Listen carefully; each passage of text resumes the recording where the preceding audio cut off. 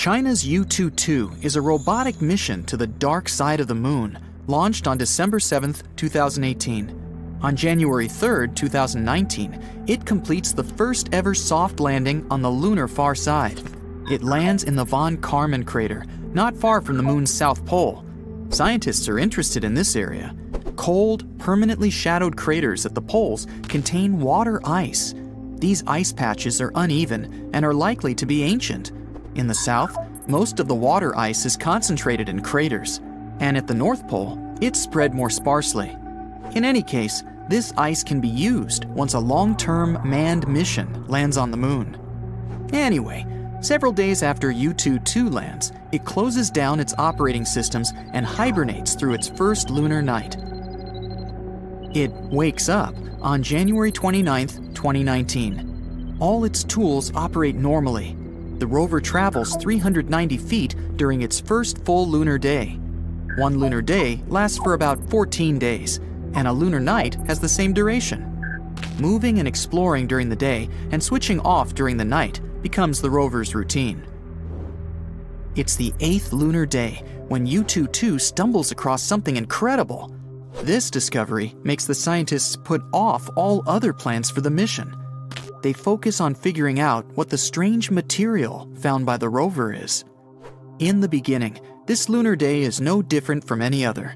It begins on July 25th, when the rover starts making its way through an area pockmarked with tiny impact craters. U-22 is helped and monitored by the driver team from the Beijing Aerospace Control Center. On July 28th, the team is preparing to shut the rover down for a midday nap. The sun is high in the sky. It means there are high levels of radiation and scorching temperatures that can damage the machine. Before powering U-22 down, the scientists are looking through the pictures taken by the rover's main camera. That's when they spot it, a small crater filled with something that looks shockingly different from the surrounding landscape. Unable to identify the gel-like substance, the team orders the rover to check this bizarre finding. U-22 cautiously nears the crater to examine the weirdly colored stuff. The machine uses special equipment that detects the light reflected off the substance. It's supposed to help the researchers to understand the structure of the material. Unfortunately, the nature of the unusually colored finding has remained a mystery for over a year. No wonder that both the finding and the fact that initially there were no images of the enigmatic stuff sparked curiosity all over the world. The only available description of the substance was that it looked like a randomly colored, shiny gel, something that's rather odd for the dusty, arid surface of the moon. But finally, the mystery seems to have been solved. The researchers have analyzed the information received from the rover's equipment. As expected, the substance turned out to be made up of rock, greenish and glistening breccia, in a sample no larger than 20 by 6 inches. It's kinda like a geologic version of Jell-O salad with fruit inside. If you melt it down, it'll look glassy. Breccia consists of sharp stones joined together by a chalky substance. The sample found on the far side of the moon is made up of a mix of different minerals. The main is a type of silicate that's one of the most common components in both the moon and Earth's crust. The piece also contains some glass, which means it could have formed during a volcanic eruption. But volcanic activity on the moon stopped more than 3 billion years ago. That's why the researchers are almost sure it's unlikely to be the source of the unusual finding. The material could have been created by a massive asteroid, comet, or meteorite that once hit the moon. During the collision, the pressure and temperature were so high that huge amounts of rock instantly melted. Some pieces cooled down rapidly enough to form glass. The rest gathered at the center of the impact crater and grew colder more slowly, forming a new rock. The substance was likely not formed in the von Karman crater, but in the nearby Finsen and Alder craters. The hollow where the rover made its finding was just 7 feet across. Whatever left it had to be no wider than an inch. But then, it would be too small to create such a large piece of breccia. It's interesting that the material is similar to the samples collected by the astronauts from NASA's Apollo missions. One of those samples was made of dark broken shards of minerals glued together. It also contained some black, shiny glass. It's not clear, though, whether it's the same as the stuff discovered by U-2-2. When the rover took photos and made its measurements, it was rather dark in the area. The quality of the images isn't that great. The experts also explain that the mission is examining a previously unexplored area of the Moon. That's why they don't have any samples from that region to compare them with the greenish, shiny substance U-2-2 found. But if their guesses turn out to be true, then the far side of the Moon might have more in common with the Earth-facing one than we used to think. But what's so special about this dark side of Earth's natural satellite, and why can't we see it? It's all because of the phenomenon known as tidal locking. Earth's only natural satellite rotates around its axis once in 27 days. It's the same amount of time it needs to go round our planet. That's why you always see the same face. To be precise, 59% of the Moon's surface is visible to people. It means that you can catch glimpses of the satellite's far side at some times of the year. The Moon's side we can't see is quite different from the one facing Earth. It doesn't have dark spots that are visible at night. Those are lunar basaltic plains called lunar maria. They were created by ancient volcanic eruptions. Those happened about 3 to 4 billion years ago. Instead of plains, the far surface of the Moon has countless craters and tall mountains. One of the ideas about such a striking difference between the two sides is based on the collision theory. It claims that billions of years ago, Earth collided with another planet or some other massive space body. After that, the debris from this collision crashed with something that would later form our Moon. That's why the satellite's landscapes differ so greatly. A more recent theory suggests that the Earth-facing part of the Moon is warmer because of the heat radiated by our planet.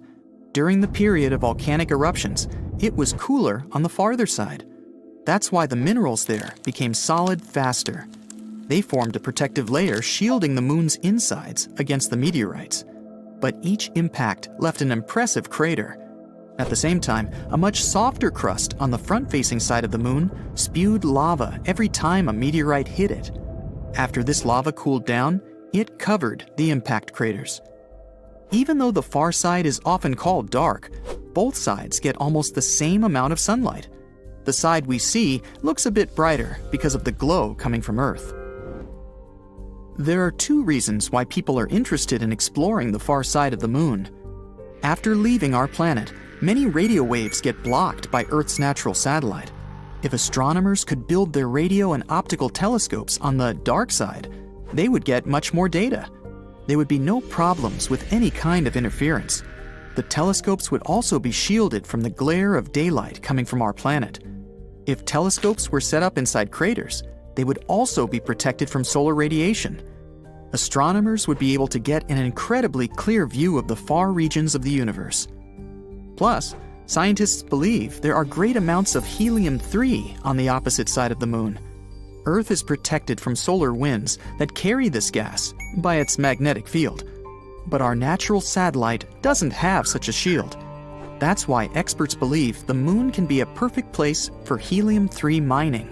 This rare element can be later used as the fuel for fusion reactors. You might think high-tech telescopes let us see every inch of the Moon, but that's not true. At our satellite's south pole lie giant craters untouched by sunlight for eons, stuck in pitch black, colder than Pluto, and almost impossible to explore. However, maybe we have to if we want to explore space. Because the darkness hides some must-have resources that will make life and long-distance travel in space possible. Yes, we're talking about water locked up as tiny crystals in the lunar soil. Now, water in space is always good news. You've probably heard that scientists are also obsessed with finding it on Mars. If the red planet has any type of water below its surface, it raises the exciting possibility that life might have existed there. Even microbes would be the biggest discovery in human history. That's why rovers are poking around Martian craters and drilling into the soil like some very dedicated space gardeners. But as incredible as water on Mars would be, water on the Moon might be even more valuable to us in the short term. The reasons are simple: the distance and the gravity of the Moon. We can reach our satellite in 3 days. That's almost nothing. It takes at least 7 days to reach New York from London via a cruise ship. But more important than the length of the trip is the possibility of using the Moon as a pit stop. Stop, refuel, and relaunch so we can resume exploration. The gravity on the Moon is only 1/6 as strong as Earth's. That's not just useful for endlessly entertaining yourself by jumping around. This difference means that launching rockets from our satellite is much easier compared to launching them from Earth, which requires a tremendous amount of fuel just to break free from the atmosphere. For example, the Saturn V rocket, which took astronauts to the Moon during the Apollo missions, was made up of more than 90% fuel just to get off the ground. On the Moon, however, it's much easier to launch a rocket. That means that we could carry heavier loads with less fuel. It's like being able to take a bigger suitcase on your trip. If we can find and use ice on the Moon to create rocket fuel, it would turn our satellite into a practical and affordable stop for exploring the solar system. Not to mention that by applying some basic chemistry, we could extract oxygen from water and use it for breathing or rocket engines. Also, astronauts would need water to drink and grow crops on the lunar base. So, what do we know about the latest discoveries? For a long time, scientists thought the Moon was completely dry. But in 2009, NASA basically crashed a rocket into a crater. It caused an explosion of ice and vapor, like fireworks, and finally confirmed that the Moon had some kind of water. But how much? Well, enough to matter.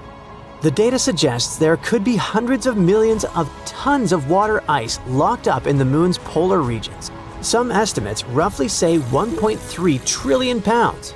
That's about the same weight as 460 million cars. Not exactly lakes, but still a lot. And there still could be more. This water could also contribute to uncovering cool scientific secrets. The ice is ancient, which makes it like a time capsule from the early days of the solar system. Studying those frozen molecules might tell us not only how water got to the Moon, but also how it appeared on Earth. Anyway, what's all that water doing on the Moon? How did it get there? Scientists assume that some of it probably hitched a ride on comets and asteroids billions of years ago. Many of those space rocks carried ice, and some of that water ended up in the polar regions. Another source could be the way solar wind interacts with the lunar surface. In any case, however this ice appeared on the Moon, the real trick is where it ended up, inside its polar craters. And while we can find the ice not only in the craters at the South Pole, that's where the largest, most stable reserves are believed to be. Some of those craters are enormous. One of the most famous is called the Shackleton crater, and it's over 13 miles wide and more than 2 miles deep. That's almost twice as deep as the Grand Canyon. The Moon barely tilts on its axis, only about 1 degree, so the sun never peaks over the rims of those deep polar pits. The temperatures dip to around -400 degrees Fahrenheit there.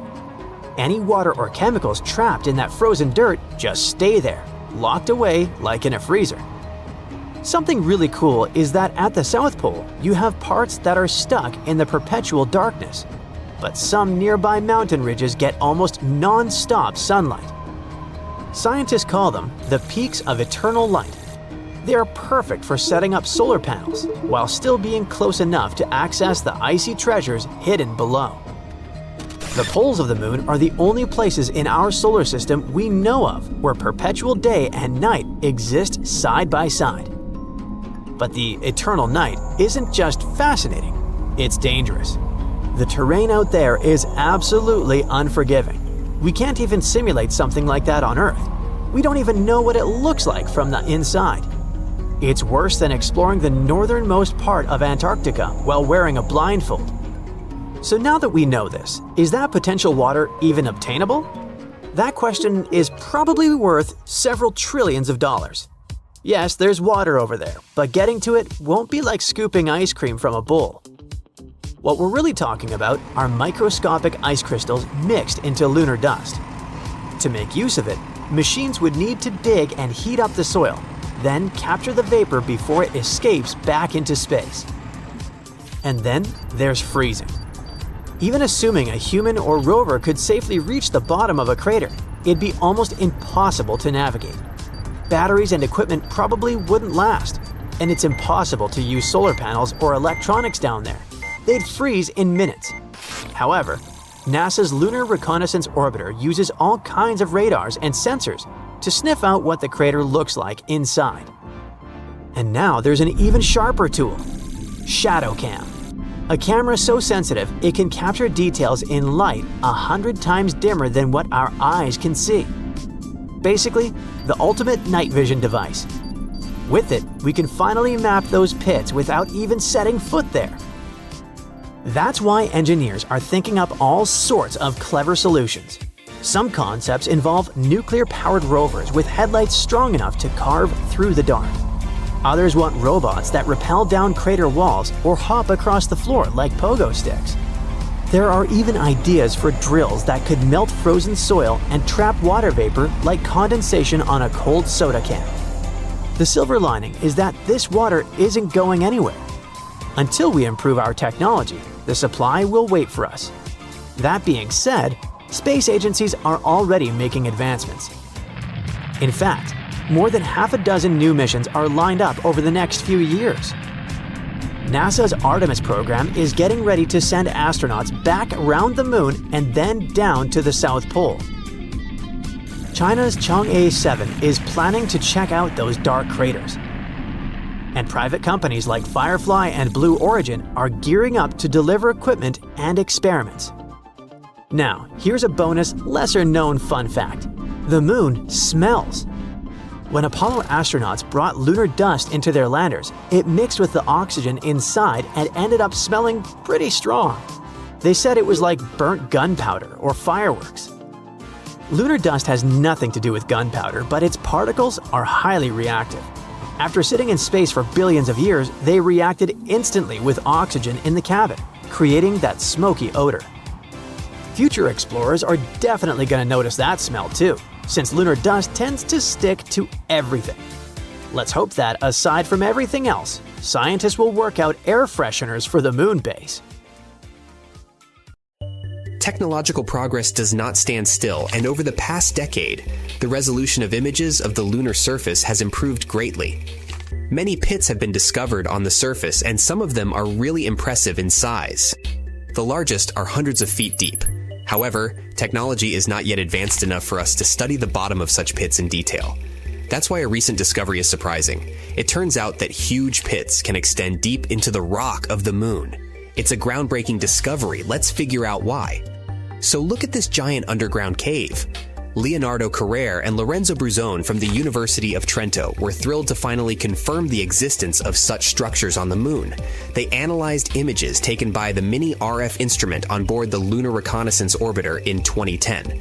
The original images didn't have excellent resolution, so the authors had to do a huge amount of work, using modern data analysis and modeling techniques. But first things first, why does it all matter so much? Well, instead of building homes on the surface of the moon, we might be able to live inside these natural caves.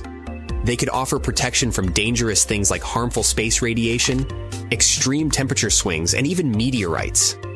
According to planetary geologist Wes Patterson from Johns Hopkins, even though we'd still have to bring materials from Earth to make those caves habitable, using them would be a lot easier and cheaper than building bases on the surface. Based on the collected data, the cave is about 150 feet wide and up to 260 feet long, which is just a bit smaller than a football field. It's located in a deep pit called the Mare Tranquillitatis Pit, which likely formed when an ancient lava tube collapsed. Although the moon has no active volcanoes today, billions of years ago, its surface was covered with lava that flowed through valleys, carving out these tubes below the surface. Over time, some of the lava tubes became unstable and collapsed. creating pits like the one in question. NASA's Lunar Reconnaissance Orbiter, LRO, has already found more than 200 of such pits on the Moon. It means there could be hundreds of hidden caves waiting to be explored on our satellite. When publishing their findings in Nature Astronomy, the researchers suggested that the caves could offer future astronauts a safe place to live and work, protecting them from the Moon's extreme conditions. And extreme they are. One of the biggest challenges of living on the Moon is its temperatures. The lunar surface gets extremely hot during the day, reaching about 250 degrees Fahrenheit, and then the temperature drops below minus 200 degrees Fahrenheit at night. But inside the caves, the temperature could stay much more consistent. A separate study done in 2022 used computer simulations to predict that some of those caves could maintain a comfortable temperature of about 63 degrees Fahrenheit. Much easier to manage, right? Unfortunately, getting to the caves won't be easy. The Mare Tranquillitatis cave is over 400 feet below the surface, at the bottom of a steep slope covered in loose debris. It would take some clever engineering to get up and down that slope. The options could be using jetpacks, a lunar elevator, or some other kind of technology. We must find a way to transport astronauts safely. There's also a lot more to discover. Radar technology could help scientists find even more caves and lava tubes on the Moon. In the future, a spacecraft with higher resolution radar could even map the insides of the pits that LRO has already found. According to the researchers, this kind of complete survey could help them figure out the best locations for future lunar bases and other explorations. And there's another potential bonus. Those caves could contain water. Scientists have already found frozen water on the Moon, under the surface, and in permanently shadowed craters. Tiny amounts are also scattered across the lunar dirt. Water is a critical resource for any moon base, and finding it in the caves could make the idea of living there even more realistic. All in all, this discovery could be a game changer for lunar exploration. Living in natural caves on the Moon might be a more practical and safer option than building something on the surface. It could also bring us one step closer to making the Moon a place where humans can live and work for the long term. August 23, 2023. A day when India's Chandrayaan-3 spacecraft made history by becoming the first to touch down on the lunar South Pole, a place we can't normally see from Earth. What makes this lunar hideaway so fascinating to scientists? Well, it turns out it's hiding something precious: lunar ice. This place is believed to be more abundant with this ice than what we found up north. And it's not hard to see why scientists are so buzzed up about it. It's a frozen water source, and it could become our key to building a permanent lunar home, or even fueling missions all the way to Mars. Scientists knew about this ice for over 2 decades, since the NASA spacecraft accidentally stumbled upon it during one of the missions. Then in 2018, NASA triumphantly declared that they're 100% sure about it. They said that the south pole of the Moon is abundant with water. Now, picture this. Future lunar settlers could tap into this water supply. It could help us sustain life in the barren lunar landscape.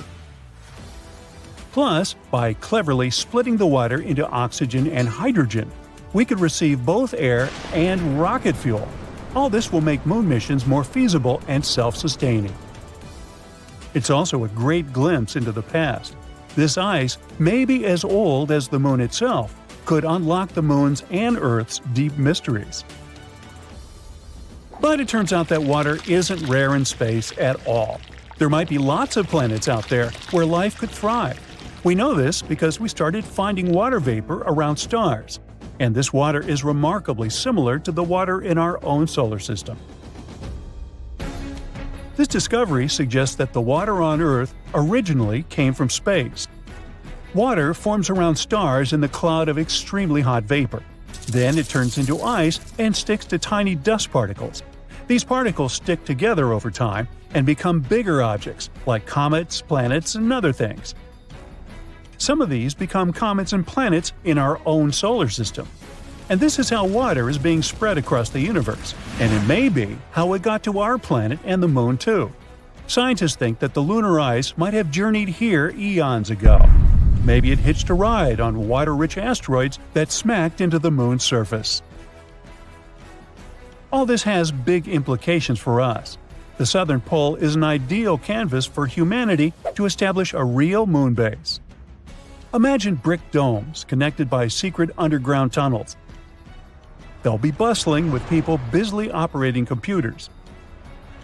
Some others will be cruising the lunar landscape in their jeeps or on their way to mine precious resources. We have some pretty cool ideas on how to build this. First, you probably imagine hauling hefty and water-draining shelters all the way from Earth. But maybe there's a more effective way. Think about our history as a civilization. Every time we ventured to a new place, we surveyed the surroundings for available resources and used them to survive and thrive. This is how we spread across our own planet. So why shouldn't we spread across the moon the same way? Now, you might wonder what resources the moon might offer. We know about the ice, and it can be turned into water. But we can clearly see that our planet lacks lush greenery and edible food. Well, it might not be obvious, but the moon does have something to offer: mineral resources and sunlight. Unlike Earth, where the sun rises and sets, the lunar poles offer quite a beautiful sight. The sun gracefully orbits the horizon the entire day, which means it can provide an almost uninterrupted source of power. Imagine living in a world bathed in perpetual sunlight. I'm sure the solar panels will love it. Me? Not so much. Still, we could use not only the sun's light, but also its heat. Honestly, we should just use everything. If we're left with spare metal while producing oxygen, find a purpose for that metal too. We need to treat the environment responsibly, not only on Earth, but on the moon as well. Which is why scientists are learning how to turn the moon's most abundant resources, regolith, into sturdy bricks. They've been quite inventive in figuring out how to create moon bricks. Scientists want to use the sun's heat to melt lunar dust, layer by layer, essentially creating a 3D printer for moon dust. Engineers have also cooked up bricks using solar ovens and zapped lunar soil with microwaves. They become quite adept at it. So yeah, perhaps we're going to establish a little brick factory on the moon and build regolith houses. It's like Minecraft in real life. As soon as you find some cool new material, you gotta build a tiny house with it. If successful, these bricks could be used to construct entire buildings, potentially covering inflatable modules or giving new life to abandoned landers. So, will astronauts need to become skilled bricklayers? Well, they won't do everything themselves. We'd have to create a small automated system involving robots working collaboratively. Humans will, of course, oversee the construction site. Despite all this automation, scientists believe that living on the moon is going to be, well, call it cozy. The designs may involve stacked living quarters or multi-purpose areas. However, there would be some challenges too. On the moon, things get extreme. Imagine scorching temperatures that can go up to 212 degrees Fahrenheit during the day, and at night, they plunge down to a chilly minus 290 degrees. And it's not just the weather. The moon gets relentlessly exposed to solar radiation, cosmic rays, and micrometeorite impacts. All these things gradually wear down anything on its surface. Another big challenge is the lunar dust. On the moon, there's no air to breathe, and the dust there can cause problems. And this one isn't only regular dust. It's super clingy and can even make astronauts sneeze and have watery eyes, as if they're having a lunar hay fever. It can also damage equipment and spacesuits. It's not something you want to mess with. Scientists have found that the dust is made when meteors hit the moon, creating tiny particles and sharp glass shards. It's toxic, and its tiny particles can float around in low lunar gravity, making it hard to breathe. Unlike on Earth, the moon doesn't have wind or rain to clean it away. So now they're studying it to find out how to prevent this annoying problem from ruining their entire mission. There's more to this lunar haven than meets the eye. Scientists also want to delve into the mysteries of low-frequency electromagnetic waves there. These waves are whispers from the far reaches of the universe. These elusive signals have remained hidden from us for ages. We only caught some cacophony of radio and other background noise, but that's it. On the Moon's dark side, however, we can finally record and study them. Studying these waves will help scientists to unlock the secrets of the universe's origins. It's not just about the Earth or the Moon.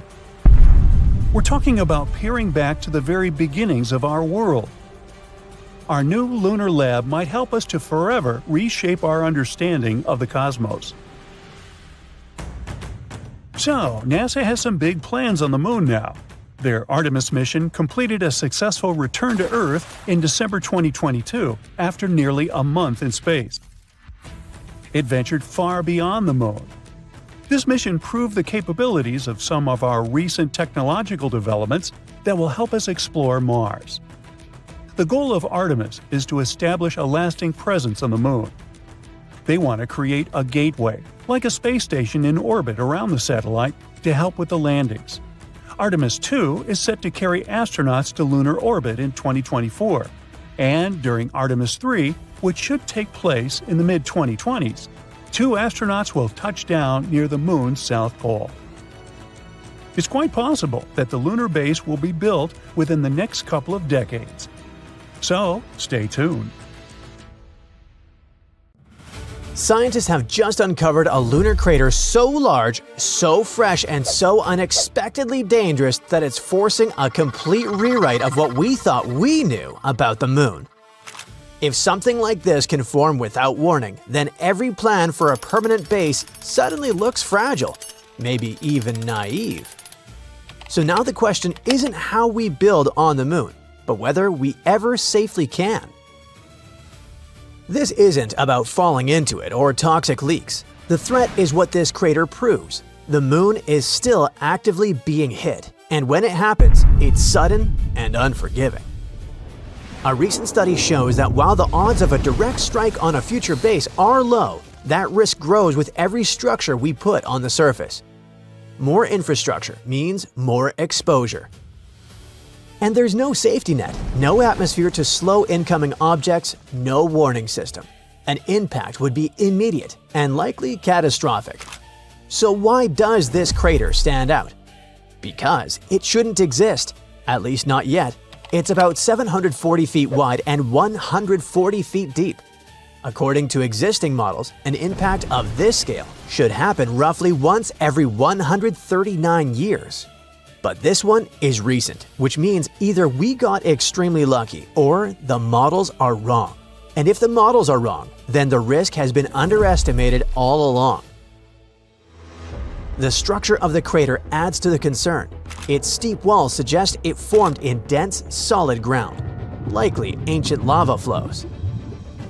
But the real danger isn't only the crater itself, it's also what the impact unleashed. A wide ejecta field surrounds it. Dust and rock blasted outward at high speed. These fragments can travel hundreds of feet, hitting with enough force to damage or destroy anything in their path. Not just at the impact site, but far beyond it. This changes the equation. The danger isn't just rare direct hits, it's the cascading effect. High-velocity debris spreading across large areas with no warning. And yet, lunar missions are accelerating. NASA's Artemis program is pushing toward long-term human presence on the Moon. New habitation modules are being designed to support crews, experiments, and surface operations. But all of it depends on a single assumption, that the Moon is predictable.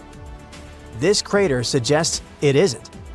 And all this comes right as NASA has launched Artemis 2, sending astronauts around the Moon for the first time in 50 years, and pushing one step closer to a long-term human presence there. Soon we might start constructing loads of stuff on the Moon. All because India's Moon mission has recently detected sulfur near the Moon's south pole. This chemical element can come in extremely handy for creating infrastructure on our satellite. It's the first time this chemical element has been discovered on Earth's natural satellite. This sought-after element is mostly found near Earth's volcanoes. Its appearance on the Moon speaks volumes about the satellite's volcanic history and its past atmospheric conditions. The mission's rover detected this chemical element less than a week after touching down around 70 degrees from the Moon's south pole on the 23rd of August, 2023. This historic landing on the lunar surface made India the fourth country to safely land a mission on the Moon. It's also the first spacecraft to touch down so close to the south pole of our satellite. It's an area of strategic importance because it's believed to be home to deposits of water ice. If it turns out to be true, future missions might be able to harvest it and turn this water ice into drinking water or even rocket fuel. For 2 weeks, the lander carried out the data collection, mainly focused on the analysis of the Moon's soil and its extremely thin atmosphere. Meanwhile, the solar-powered Pragyan rover started its quest to find frozen water on the Moon. As for the lander, it demonstrated another amazing feat on the 3rd of September. The spacecraft fired up its engines and lifted itself for about 16 inches into the air. Then it made a tiny hop to land 12 to 16 inches away from its original position. It's kinda a big deal. Being able to get a lander back off the surface of the Moon is essentially for future missions, showing that they can safely return soil samples or even astronauts back home after a lunar mission. In September, the Indian spacecraft was put into sleeping mode. The 14-day-long lunar night was approaching, and the spacecraft wasn't designed to collect scientific data during this period of time. So far, we've learned about a few major findings of the mission. One is related to measuring the temperature of the Moon's topsoil at different depths. Intriguingly, the surface of the satellite in that region turned out to be hotter than expected. It was believed that the temperature could be between 68 and 86 degrees Fahrenheit on the surface, but it was around 158 degrees Fahrenheit, way hotter than it should be. The other discovery indicates the presence of several chemical elements, including oxygen. Besides, the data received from the spacecraft confirms the presence of aluminum, calcium, iron, titanium, silicon, and other chemical elements on the lunar surface close to the South Pole. The rover also used special instruments designed to measure quakes and rumbles beneath the lunar surface to detect some seismic activity. It brings us back to the sulfur detected thanks to the rover's spectroscope. Scientists are currently working on figuring out whether this element formed on the surface in a natural way or whether it's the result of volcanic activity or a meteor strike. Another astonishing thing found on the Moon is a rock, and it may be the oldest known Earth rock. A 0.7-inch wide chip included in a large rock collection brought to our planet by Apollo astronauts might actually be a 4 billion-year-old fragment of Earth. This finding could help us paint a better picture of the intense pounding early Earth got at the dawn of its life. It could go like this. Soon after the rock formed, an asteroid impact might have blasted it from Earth. At that time, our planet's satellite was 3 times closer to Earth than it is today. The collision was so powerful that this chunk of terrestrial rock found its way to the Moon. Later, this fragment got engulfed in a lunar breccia, a motley kind of rock. Eventually, the rock was brought back home to Earth by Apollo 14 astronauts.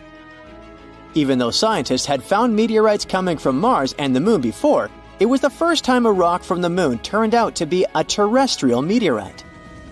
They also found out that the rock had formed in a water-rich environment at temperatures and pressures corresponding to those at around 12 miles beneath the surface of our planet. In 2019, China's Chang'e 4 mission made history by landing on the far side of the Moon. The mission's rover helped researchers visualize structures hidden deep below the surface of the satellite, revealing billions of years of lunar history. The Yutu-2 rover made this discovery with the help of its lunar penetrating radar. It imaged deep into the Moon's surface, and listened to echoes of sound bouncing back off structures hidden from view under the surface of the moon. It turned out those structures were resting at depths of almost 1,000 feet. The research suggests that the first 130 feet under the surface are made up of layers of dust, soil, and rocks. The instruments also discovered a concealed crater that must have formed after a large object slammed into the moon's surface. Long, long ago, ancient lava was likely to be flowing deep underground. Researchers believe that the broken rocks around the formation might be debris produced by the impact.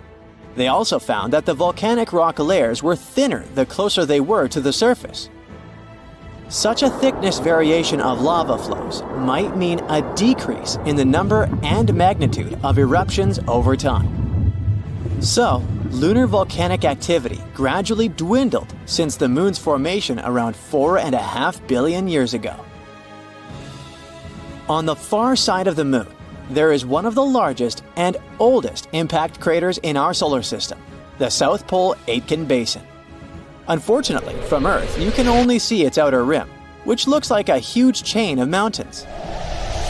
It's a ginormous 8-mile deep dent, stretching for more than 1,500 miles in diameter and covering 1/4 of the moon's surface. Astronomers are sure that this crater appeared when an asteroid collided with the moon around 4 billion years ago. And now, look at this gigantic chunk of metal the size of 4 states of Connecticut. As for its weight in pounds, it's enough to say that the number contains 18 zeros. This mysterious mass is hidden about 180 miles under the moon's surface, somewhere in the middle of the South Pole Aitken Basin. It was discovered when GRAIL, which stands for NASA's Gravity Recovery and Interior Laboratory Mission, gathered data about our natural satellite. When examining this information, scientists noticed that in one place on the moon's surface, there was a weird change in gravity. After researching this phenomenon, they concluded that something mysterious was weighing down the basin floor there. So far, researchers haven't figured out the origin of the bizarre lump, but there are several theories. One of them claims that the finding is a chunk of dense oxide, which appeared when the moon was just taking its shape. At that time, the satellite was still covered with ancient oceans of magma, and the lump could be formed at the final stages of its cooling. However, most scientists support another theory, according to which the puzzling mass is part of the giant asteroid that once created the South Pole Aitken Basin. Since the thing is metallic, it's probably the iron-nickel core of the asteroid. There might be a labyrinth of lava tubes on the moon. Not so long ago, astronomers received the results of underground topography and discovered a massive cave under the surface of Earth's satellite. It could be the result of the lunar volcanic activity that happened more than 3 billion years ago. Streams of lava hardened, creating a thick, hard crust on the outside. But inside, it kept flowing, melting the rock and creating tunnels and caves.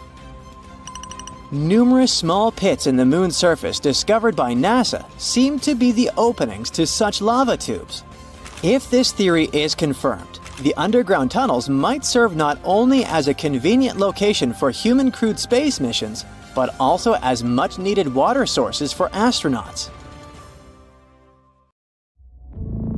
Recently, Chinese scientists discovered something interesting on the moon, an unusual crystal.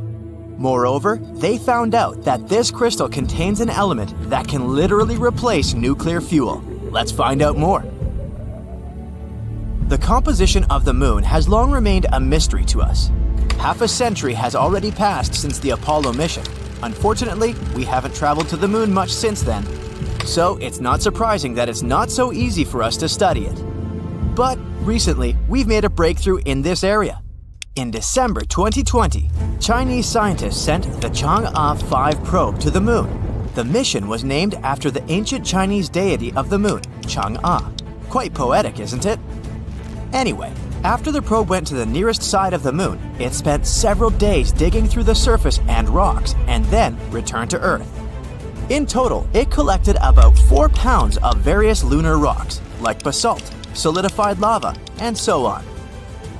And yeah, maybe it doesn't sound too impressive, but it's actually a mini breakthrough. After all, we hadn't received any lunar samples since 1976. And these samples are very important for learning the history of our world. We've been struggling for many years to find out, for example, how the moon was born at all. Yes, there were a lot of theories, but we still couldn't find any proper evidence for any of them. But thanks to the latest missions and some computer simulations, scientists finally found out the truth. The moon was born when some random dwarf planet crashed into our Earth many millions of years ago. This dwarf planet was slightly smaller than Mars. The fragments of the Earth went into space, but some of them stayed in our orbit. Then they stuck together and formed the moon. It sounds horrifying, but in reality, the birth of the moon was the best thing to ever happen to our planet. If it weren't for this beautiful satellite, all our oceans would be small puddles. Life wouldn't have appeared on Earth at all. So this is already an amazing discovery, but that's still not all. Studying the collected rocks, scientists from the Beijing Research Institute discovered something unusual. A rare lunar crystal. Looks pretty boring, doesn't it? Just some tiny transparent monocrystal about the thickness of a human hair. We've already found such things on the moon before. These crystals were formed as a result of volcanic activity, just like some garnets on the Earth. And yep, the place where they discovered these crystals also suffered from volcanoes 1.2 billion years ago. That means that this tiny baby is over 1 billion years old. But that's not the most important thing. It's the fact that this crystal is made of a unique material, the one that we've never seen before. Researchers from the International Mineralogical Association have confirmed that such a composition can't be found anywhere on Earth. The crystal was named Chongasite, again after the same moon deity. And this is another achievement. This is the 6th previously unknown mineral that we've found on the moon and the first one found by China. Now, it has become the 3rd country in the world to make such a lunar discovery. However, this tiny crystal still wasn't the only remarkable thing they found. After studying this gem and about 140,000 other lunar particles, scientists have discovered something else. They found helium-3. Why is it so important? Because this is one of the elements that feed the sun and other stars in our universe. We tend to say stuff like, put out the sun is burning, and so on. And this is one of the reasons why many people actually think that the sun is a huge fireball. But it's not. Its burning is actually a completely different process, which is called nuclear fusion. The process itself is quite simple. During this reaction, hydrogen in the star turns into helium. But this simple process is actually one of the most violent and insane reactions in the universe. There's a real boiling broth of particles inside the sun. The hydrogen nuclei that jump and rush there are constantly repelling each other since all of them are positively charged. And so they could continue to boil and chill around without bothering anyone if it weren't for the stars. The stars turned out to be cheaters. They have such strong gravity that they basically grab billions of these little atoms and squeeze them together. Combining with each other, these atoms create new heavy elements, like the mentioned helium. And when this happens, they throw a lot of energy into space. And that's how the sun burns. At the same time, it spreads so much energy that we can't even imagine. Okay, so what is helium-3? Well, this is an element to which even the sun can say, "Whoa dude, you should calm down." The fusion of helium-3 atoms releases even more energy than in typical nuclear fusion. And most importantly, it doesn't pollute the atmosphere with harmful things like radiation. We have very, very little helium-3 on Earth. Its prevalence in our atmosphere is about 1 in a million. And besides, it's constantly trying to escape from us back into space. Probably feels some bad vibes from us. However, scientists have recently found out that there's a place that contains a lot of this element. Yep, You guessed it, it's the Moon. We think that there's more helium-3 on the Moon than on Earth because of the solar winds. The Sun has been hammering on the Moon with its helium-3 for billions of years, so now it's all over the place. It's still not too much if you compare it, for example, with Jupiter or Saturn. But don't forget how much energy it can release. For your information, with only 25 tons of helium-3, it's possible to provide America with energy for an entire year. Now, there are 35,000 tons of it here on Earth, and more than 1 million tons on the Moon. Only these sources could feed the entire US for thousands of years. So basically, in the future, helium-3 may become a new source of fuel. And it's better than nuclear fuel in basically everything. Helium-3 won't leave any harmful waste and radiation. It's more powerful and not that dangerous. In other words, this environmentally friendly and efficient energy could be a revolution for our planet. Sounds cool, huh? So, what are we waiting for? Grab the shovels, you might say. But there's a little problem here. Unfortunately, we haven't yet come up with anything as wildly strong and hot as the stars. To use helium-3, we need crazy temperatures and pressure. We need a thermonuclear reactor, and we have no idea how to build it, yet. And even if we could heat it up to such temperatures and get the needed pressure, we still don't really know how to handle helium-3 correctly. Therefore, even if we have an infinite amount of helium-3, we still won't be able to use it. But still, there's a great power behind helium-3, so it's not surprising that different countries have already started a race for nuclear resources. Now that Chang'e 5 has discovered a new helium-3 deposit on the nearest side of the Moon, this race can become downright global.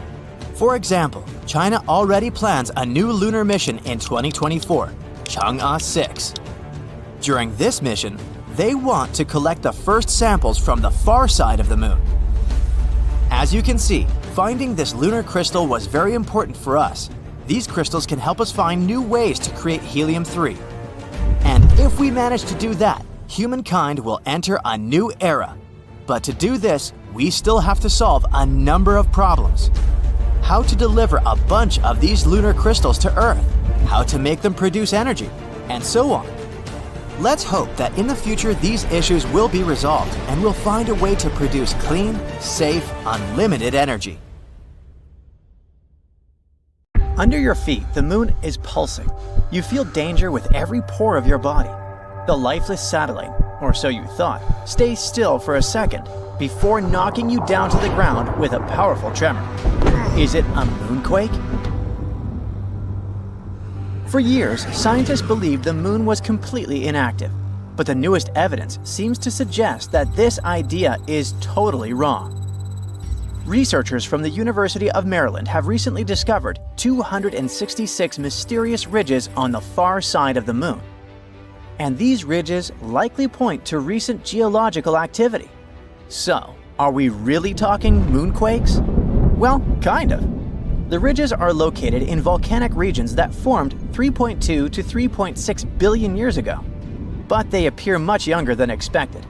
Typically found in clusters of 10 to 40, they're often located in areas where the Moon's surface is structurally weaker. Now, when astronomers speak about recent, don't take their words literally. They don't mean last year or even decade. Most models scientists created suggested that the Moon's geological activity ended 2.5 to 3 billion years ago. But the new information hints at the possibility that these formations have been active within the last billion years. Some of the smaller ridges seem to have formed as recently as 200 million years ago, and that is considered relatively young on the Moon's timescale. It means that the Moon may still be experiencing geological changes today. These discoveries kinda challenge our understanding of the Moon's history and evolution. But how did scientists come to these conclusions anyway? Researchers from the University of Maryland and the Smithsonian Institution used crater counting to estimate the age of lunar ridges. It works like this. Surfaces with fewer craters are younger, and the more craters some region has, the older it is. Plus, the analysis showed that some ridges cut through already existing craters, meaning they likely formed around 160 million years ago. In geological terms, this is very recent, suggesting that these ridge-forming processes may still be happening. Another cool thing is that the ridges on both the near and far sides of the Moon are similar, which means they may have formed through the same geological processes, having been shaped by the same forces. These forces might include the Moon's gradual shrinking, thermal contraction, and shifts in its orbit. We'll talk about it a bit later. Another argument supporting the idea of a still active Moon is decades-old data from the Apollo missions. They had already detected shallow moonquakes with the Apollo Lunar Seismic Experiment, recording 28 quakes ranging from magnitude 1.5 to 5. Researchers believe that these ridges may be linked to similar seismic activity. Now, about that bizarre shrinking of our natural satellite. Scientists believe the Moon formed about 4.5 billion years ago when a Mars-sized object collided with early Earth. This catastrophic impact likely sent bunches of superheated material into space. Eventually, they came together and formed the Moon. In its early years, the Moon was just a molten world, shaking from intense volcanic and seismic activity. So, the Moon used to be a molten mess floating through space. But when did it actually solidify? Scientists have finally figured it out, 4.43 billion years ago. This was a huge turning point, not just for the Moon, but for Earth too. After all, the giant impact that formed the Moon might have also been the final blow that made Earth stable enough to support life. In any case, billions of years passed. The Moon gradually cooled and contracted. And now look at this modern-day rocky sphere illuminating our nights. But the Moon isn't completely rigid yet. It still keeps cooling. And this slow cooling of its core might be one possible reason for the Moon's continued activity. As it cools, the Moon's interior contracts, which leads to cracks and shifts in the crust. One of the clearest signs of this contraction is found in the lunar maria. See these large, dark patches on the Moon? Those are called maria, areas formed when lava filled ancient asteroid impact craters and then solidified. Then, over time, the cooling and contracting crust created these wrinkle ridges. Another factor of the ongoing geological activity could be the Moon's gravitational interactions with Earth. Such non-stop powerful interactions likely create surface stress and trigger tectonic movements. It's all good and exciting, but can this activity on the Moon actually affect humans? In a sense, it can. The Moon has long been seen as a stable place for future bases and resource extraction. But the discovery of this ongoing geological activity is pretty worrying. If the surface is still shifting, future settlements, infrastructure, and mining operations could face serious risks. That's why, at the moment, we need seismometers and ground-penetrating radars to better understand these movements. It will allow us to assess potential dangers before any long-term missions begin. By the way, there's another potential problem future lunar missions might have to deal with, and it's moon dust, aka regolith. Apollo astronauts quickly learned that this jagged, sticky dust gets everywhere and can damage suits, equipment, and even health. A new study from Texas A&M engineers found another problem. When rockets land or take off, they kick up regolith, which can become a collision hazard, especially with many spacecraft bringing crews and cargo to the Moon. Lunar regolith comes in all sizes, from tiny dust particles to large rocks. The main ingredient in moon dust is fine silicate materials, about 70 microns in size, like a human hair. They formed over billions of years as meteors and asteroids smashed into the Moon's surface, grinding much of it into powder. Unlike Earth, the Moon has almost no atmosphere. It's incredibly thin, so there's no wind or water to smooth out the dust.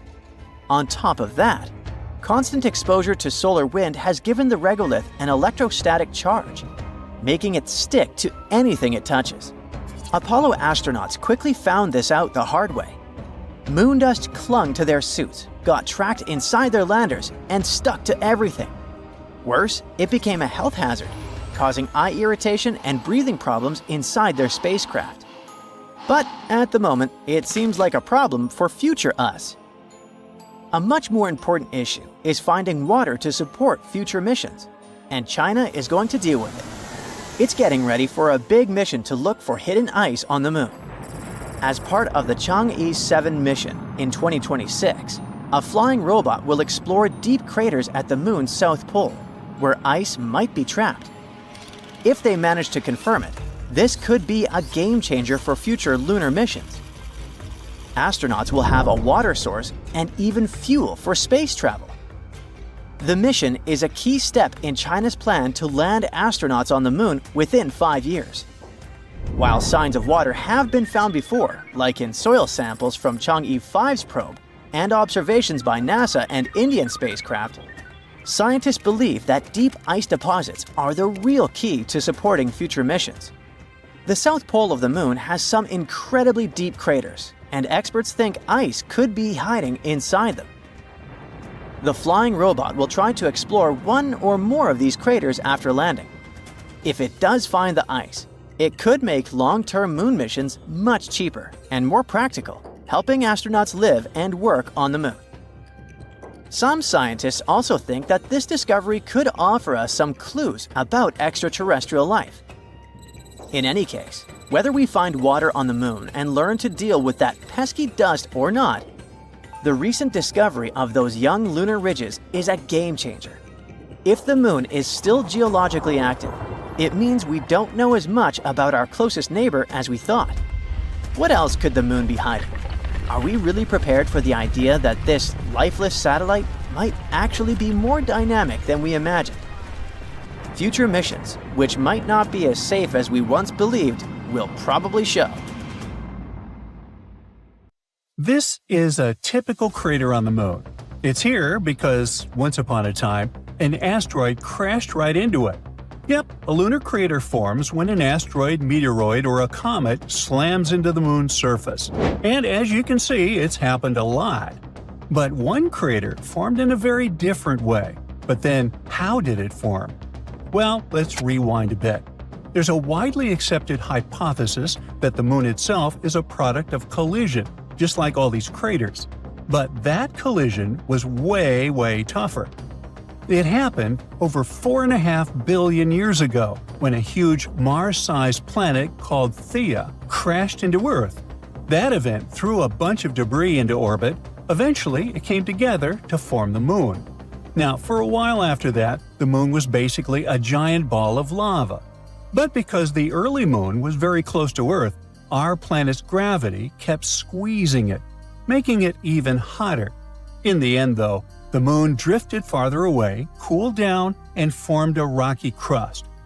Now, moving on, about 4.3 billion years ago, an asteroid the size of a small country, like Nepal, way bigger than the one that wiped out the dinosaurs, slammed into the moon's far side. It left an enormous crater called the South Pole Aitken Basin. It's up to 5 miles deep and about 1,500 miles wide. For comparison, that's roughly the distance from New York to Dallas and deep enough to swallow Mount Everest. Now, scientists think that impact may have dug up and scattered some ancient stuff from deep inside the moon. A mixture of materials nicknamed creep, short for potassium, rare earth elements, and phosphorus. It's like a chemical time capsule from when the moon was still a lava ocean. Now, you want to know the reason why this area could be even more scientifically interesting than we realized? You see, until recently, researchers believed the asteroid came from the south, slamming upward and spreading a bunch of radioactive material, that very creep, around the crater's northern rim. But after looking closer, scientists realized the impact actually came from the north, which means all that valuable creep ended up on the southern edge instead. And guess what? NASA's Artemis 3 mission happens to be targeting that exact southern region. Researchers started questioning the old southern impact theory when they compared the moon's crater with others across the solar system. mainly Mars's Hellas Basin and Pluto's Sputnik Basin. Here they are. See? All three have this bizarre teardrop or avocado shape, wide on one side and pointy on the other. And exactly that pointy end usually shows which direction the asteroid came from. In the case of the South Pole Aitken Basin, that means the asteroid hit from the north, not from the south. To confirm it, scientists dug into old data from NASA's Lunar Prospector mission. It orbited the Moon in 1998 to 1999. That spacecraft measured radioactive elements on the surface and found high concentrations of thorium, a key part of creep, around the basin's southwestern rim. Now, the Artemis 3 mission is NASA's big plan to put humans back on the Moon for the first time since 1972. If everything goes according to schedule, the launch is set for mid-2027, right after Artemis 2 wraps up.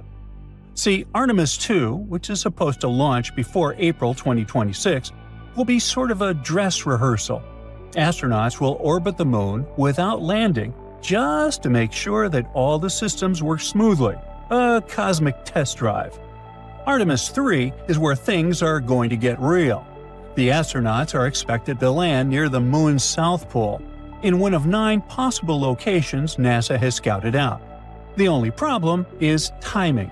Artemis 3 has already been delayed a few times, and so has Artemis 2. Artemis 1 launched in 2022.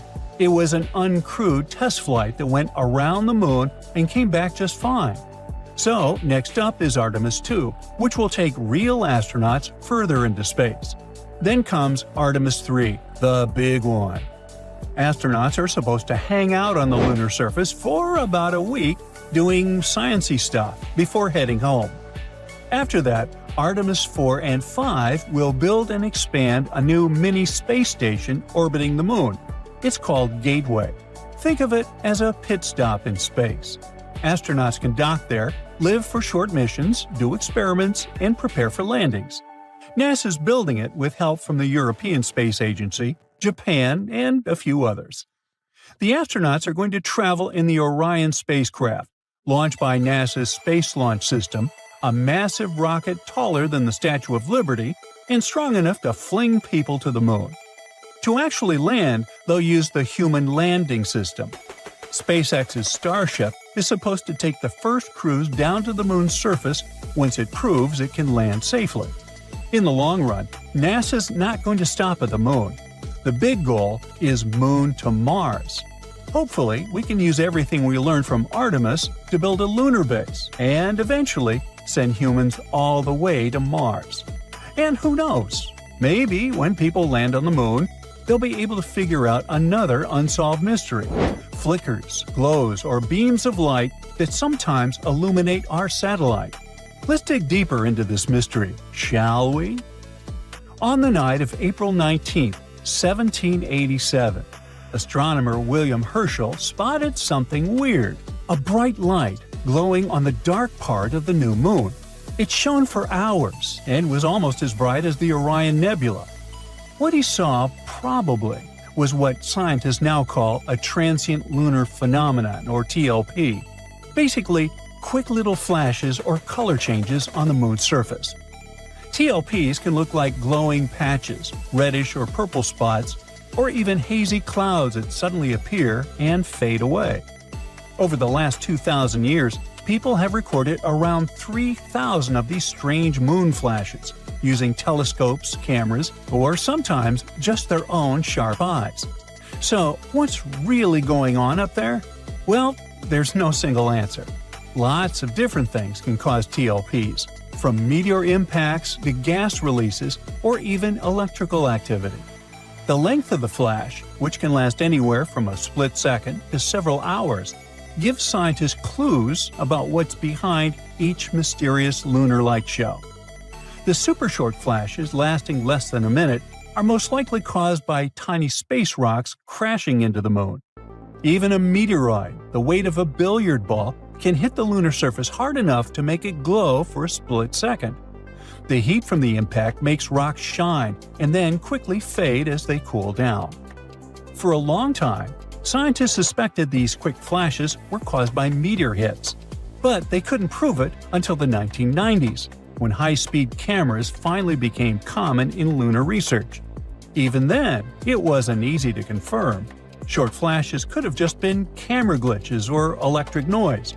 The only way to be sure was to catch the same flash from 2 or more places at once. Well, that happened for the first time during the Leonid meteor shower in 1999, when scientists recorded real impact flashes on the Moon. Later, we got more proof that the Moon was often peppered with space rocks.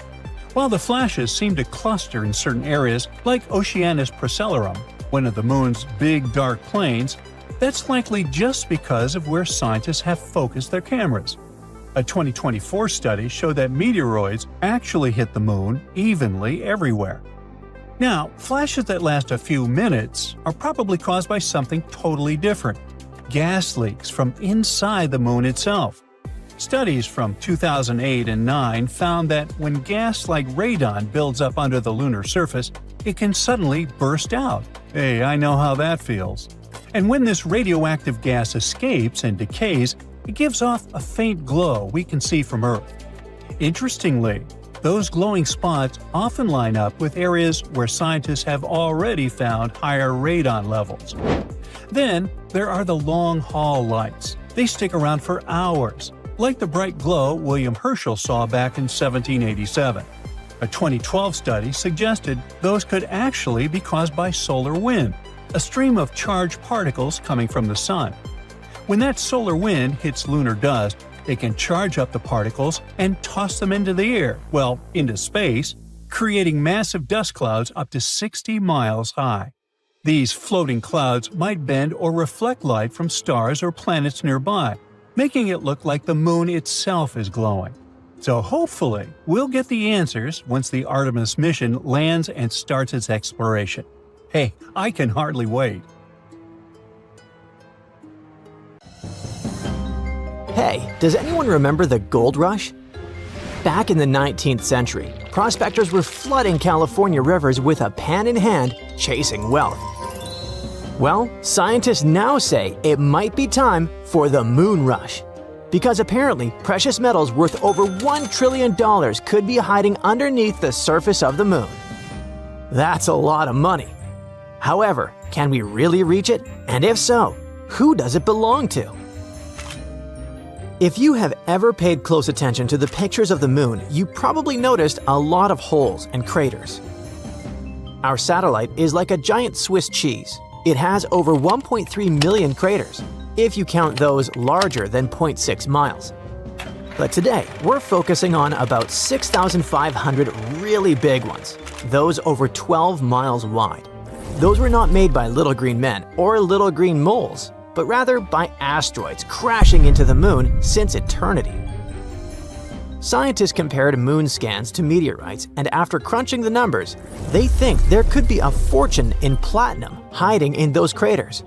What's exciting is that many of these resources could be just a few feet beneath the surface.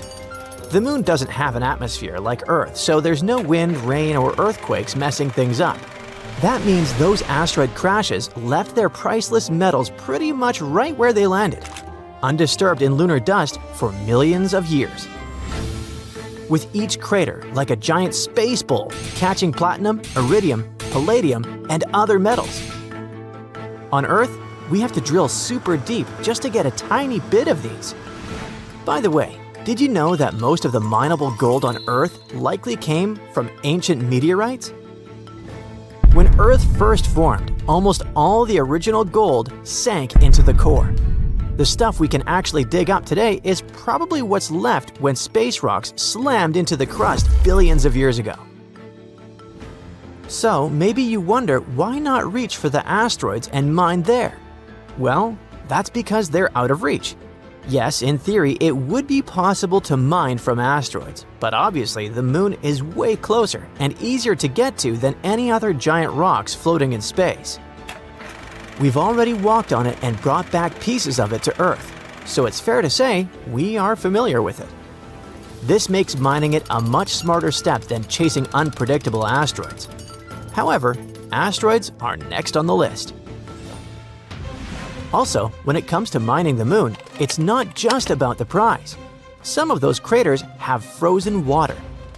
We know that because several missions, like NASA's Lunar Reconnaissance Orbiter and India's Chandrayaan-1, have found frozen water ice in dark craters near the moon's poles. This ice is super valuable because it can be broken down into oxygen and hydrogen. They are the parts needed to make rocket fuel. It could also be purified for astronauts to drink, or even used to help grow plants. Imagine filling up spaceships with fuel right on the moon before flying off to other planets. Not only does that sound pretty cool, but it's also economical and convenient. That would save us a ton of money and effort. And if we're already stopping to refuel, why not stick around and set up shop? It's about building a whole new space base and turning the moon into a launching pad for exploring deeper space. A moon base would let scientists study wild space weather, practice building habitats, and test robots in real lunar dust. I can't be the only one excited for the future where robots stream their live missions from the moon. The skills and knowledge we develop there could be essential for living on Mars or exploring the moons of Jupiter and beyond. This is not as far-fetched as you might believe. Companies like Astroforge and Karman Plus are working on tech to mine asteroids, and maybe the moon someday. NASA's Artemis program is trying hard to set up a sustainable human presence on the moon in the next decade. And Europe's space agency is also eyeing lunar resources.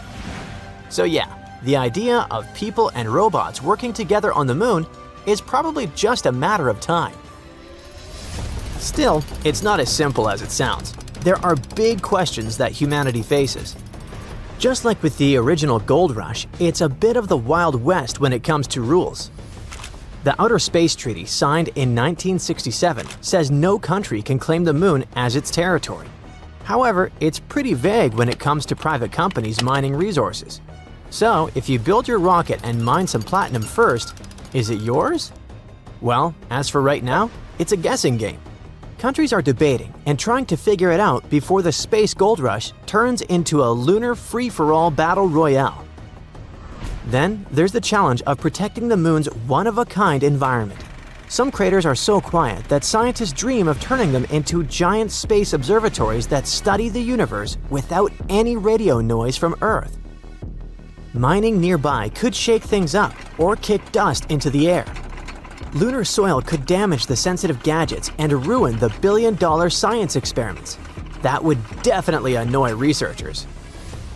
Plus, some parts of the moon have been untouched, and mining could wipe out cool spots we haven't even fully explored yet.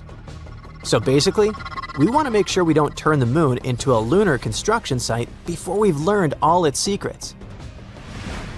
That's why some experts suggest setting up protected zones on the moon, like national parks here on Earth, where mining and heavy machines just aren't allowed. That way, we get the benefits of lunar resources but keep the moon's most important areas safe for research and discovery. But here's an even bigger question. How is this thing going to affect us casual Earthlings who can't take a walk up to the moon with our metal detectors and explore? The moon's rare metals aren't just worth a lot. They could actually be super useful for future tech. Platinum group metals, which might be found in lunar soil, are used in things like medical gear, satellites, and even some types of batteries and fuel cells.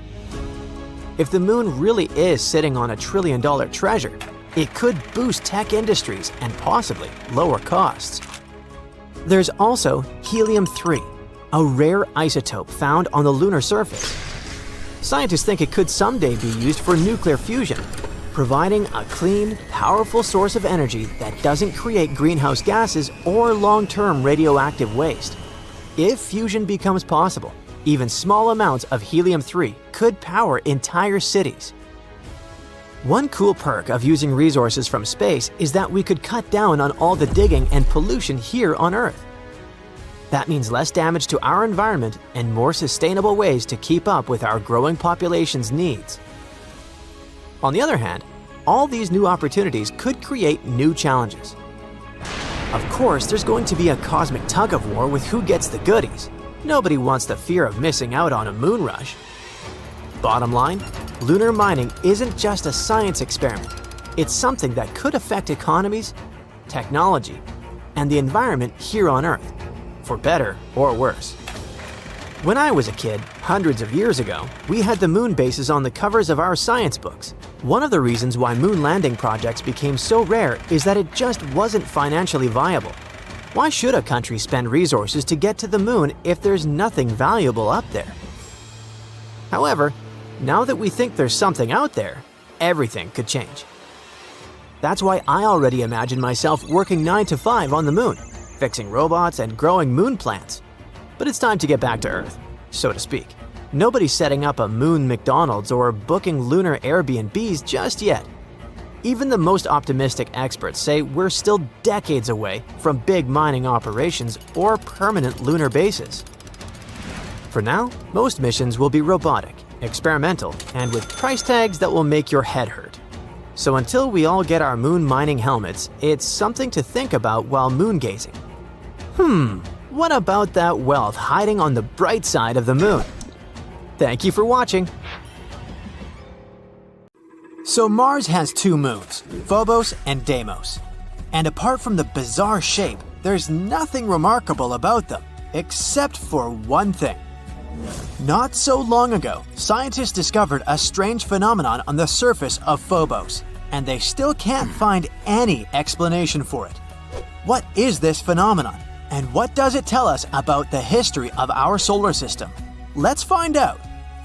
American astronomer Asaph Hall discovered Phobos and Deimos back in 1877. Did you know that all the planets in our solar system are named after Greek and Roman deities? For example, Mars or Ares is the famous deity of war. That's why the satellites of this red planet were named after the sons of Ares, Phobos and Deimos. These beautiful names actually have creepy meanings: fear and horror. In 1971, NASA's Mariner 9 telescope took the first pictures. That's how we found out that these guys weren't at all like our moon. They had this weird shape, a strange and unstable orbit. Moreover, there are no other moons in the solar system that move as close to their parent planet as these two. Well, they are its suns after all. But even though they are very close to Mars, if you were standing on the surface of the red planet, you would hardly be able to see them. That's because the curvature of Mars hides Phobos and Deimos from view. Even if you were somewhere on the equator, Phobos would look like an ordinary asteroid to you, and Deimos would look like a star. All because these satellites are basically crumbs compared to our moon. They're the smallest and least bright moons in the entire solar system, which is ironic considering their mighty names. Anyway, it seems that everything should be pretty clear with these 2 satellites. But nope, there's a problem. You see, scientists reconstruct the history of space based on the traces found on different space objects. Dents, scratches, cracks, all these things can tell us what happened billions of years ago. For a long time, scientists were sure that, just like their Greek prototypes, Phobos and Deimos were twins. But then, NASA's Viking orbiter took new photos of the satellites, and that's when they discovered a significant difference between the two. The entire surface of Phobos was covered with huge grooves. Those were a series of long, deep pits stretching from one end of Phobos to the other. You may say, what's the big deal? All space objects have this kind of stuff on them. And yeah, there are other satellites with similar grooves and scratches, but none of them has as many as Phobos. It's completely covered in grooves, and they're huge, up to 12 miles long and 660 feet wide. And that's not all. Some of these grooves intersect with others. This means that Phobos has experienced not one, but many traumatic events. But what exactly happened to it? Actually, scientists are still not completely sure. However, they have a few ideas. And these theories can tell us not only about the past of Phobos, but also predict its future. Theory 1. Asteroid impact. Well, the first suspect is quite obvious. There's a large, almost 6-mile wide crater on Phobos. It's called Angeline Stickney. It was named after the wife of Asaph Hall. the scientist who discovered the satellites. Adorable. So that's what the first theory sounds like. Once upon a time, an astronomical body crashed into Phobos. The impact was so strong that it left a large crater. And the effect of the collision left a bunch of grooves everywhere on Phobos.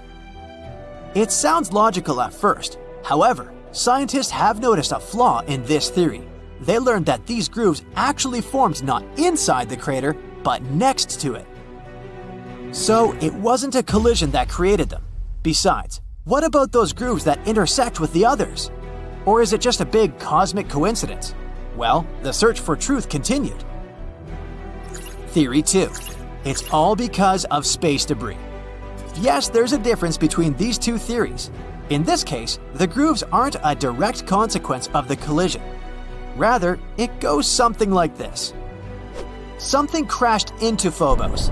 This impact caused a bunch of rocks to be thrown into space. Some of them were lost in the universe forever, but others were small enough to be pulled back to Phobos. Passing next to the moon at a steep angle, they would crash into it, jumping away, and so on. And since the gravity of Phobos is very weak, perhaps they couldn't stick to it.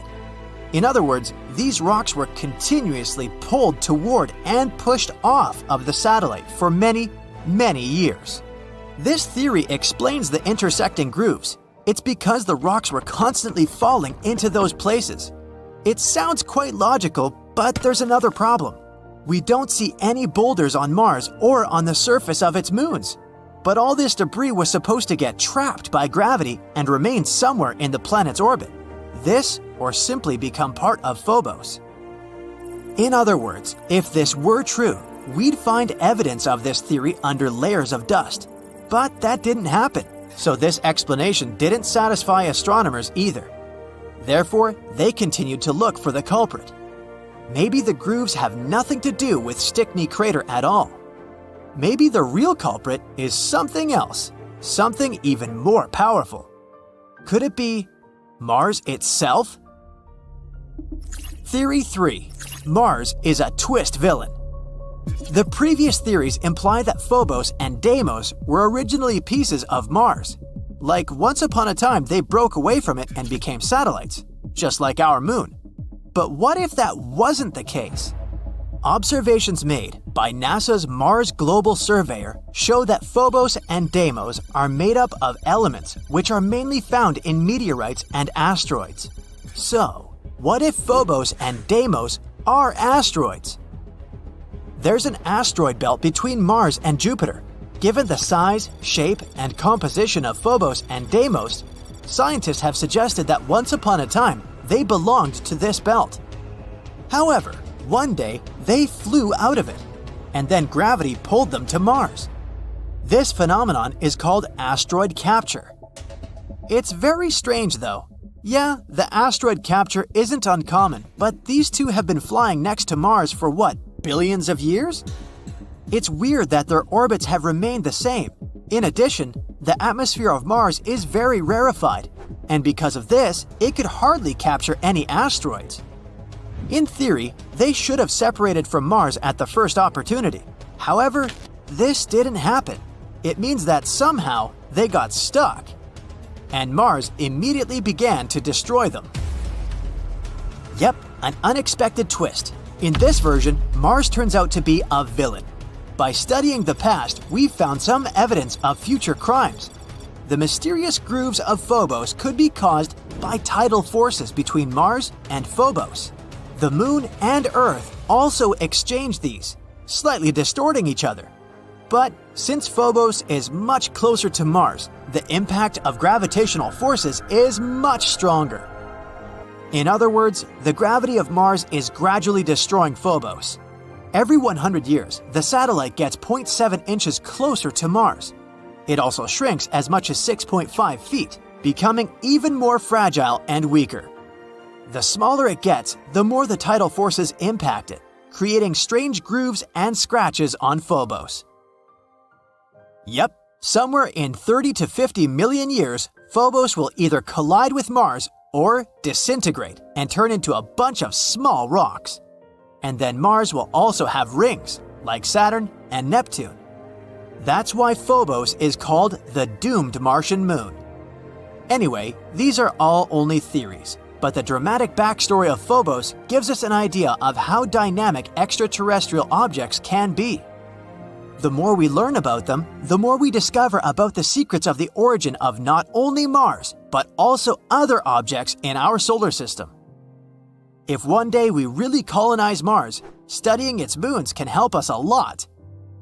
Let's hope that the upcoming MMX mission will reveal some of the most exciting secrets Mars's moons are hiding.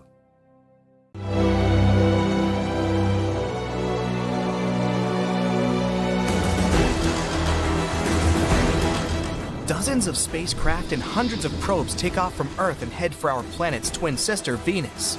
It's about the same size as the Earth and has around 80% of our planet's mass. The temperatures here are too high for humans, and it doesn't have the air we're used to breathing. But we went there because scientists recently found traces of phosphine gas, which suggests that life might be there. Phosphine comes from various microbes and bacteria, so humanity goes on this journey to discover this life. With our technology, a flight to Venus would take 3.5 to 6.5 months, but we finally made it. Spaceships are landing on the planet, and when the first humans come to the surface, they see heat-scorched deserts, lava lakes, and geysers of poisonous acid. And that's it. Scientists miscalculated the radio telescope data. Phosphine never existed on Venus. So we're going back to the rockets, and we're getting ready for a longer trip across our galaxy. The scientists believe that there's at least 36 civilizations in the Milky Way that are similar to ours. They could be living organisms completely different from us. They may have different bodies, different eyes. They may walk and talk in a very different way than we do. But an advanced civilization has several criteria: technological progress and the use of developed communication between individuals. So, these civilizations must explore space, build cities, and be able to communicate with each other as independent species. Let's look at our galaxy and find these civilized worlds. So, the Milky Way is a spiral of 100,000 light years from side to side. If a star is born at one end of it in a super powerful blast, the light from that event won't even reach the other end until 100,000 years later.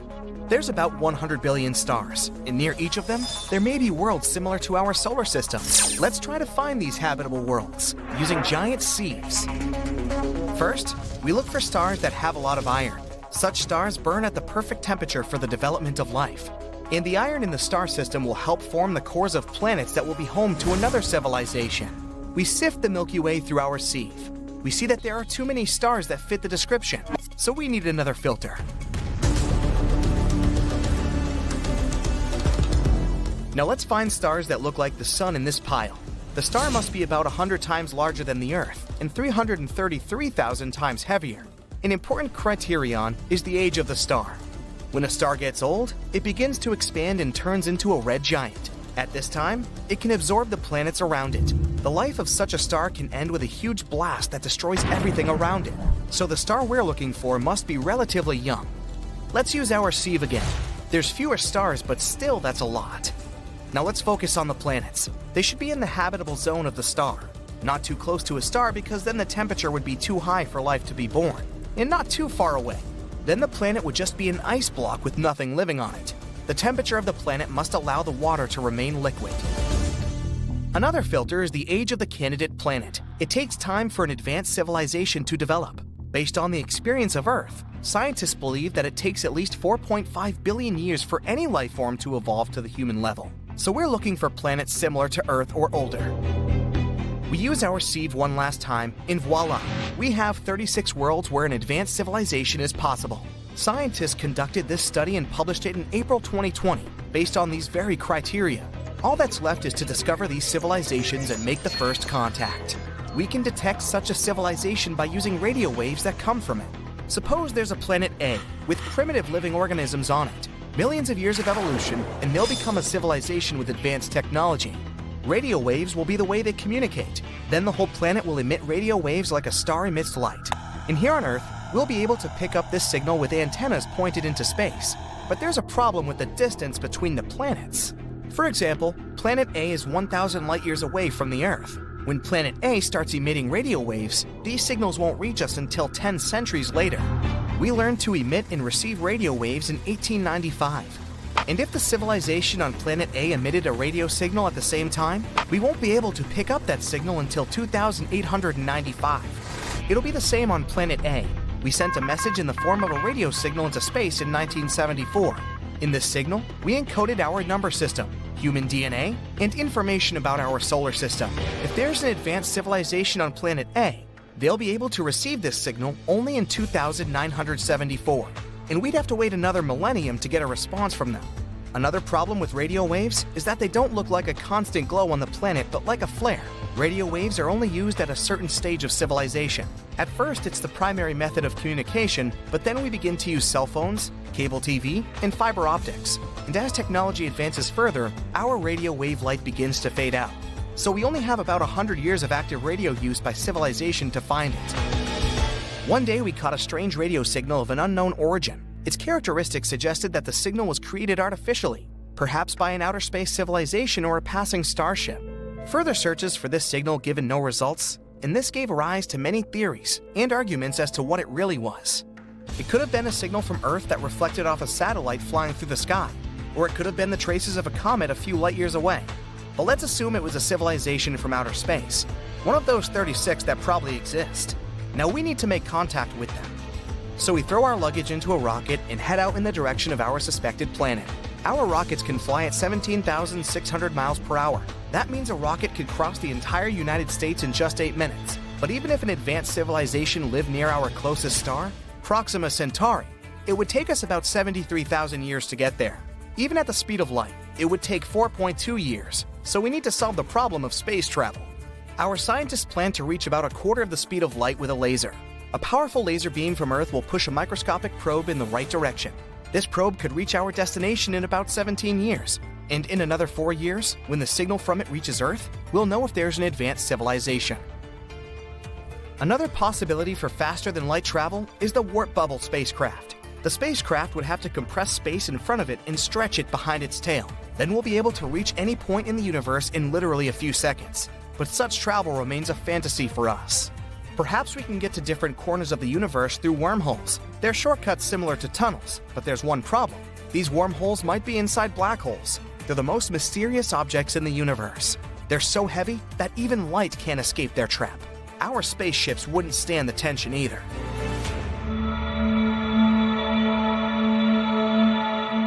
There's also a theory that Earth is unique because it was born under completely accidental circumstances. 4.5 billion years ago, our planet was a block of lava that began to cool and solidify, but its tranquility was broken by an asteroid the size of an entire planet flying by. The collision occurred at such an angle that the Earth was not completely destroyed, but part of the asteroid remained in our orbit. A heavy rock near our planet stabilized Earth's rotation, and the gravitational interaction with the giant debris caused our core to heat up. In addition, the asteroid brought a lot of water to Earth. Such a collision is extremely unlikely. It's like winning the lottery, many times in a row. But so far, we have no reason to believe life in outer space exists. Just as we have no reason to believe that there's no advanced civilizations in the universe, except for ours. The moon might be hiding trillions of dollars worth of materials beneath that dusty surface, and NASA is about to get a piece of it soon.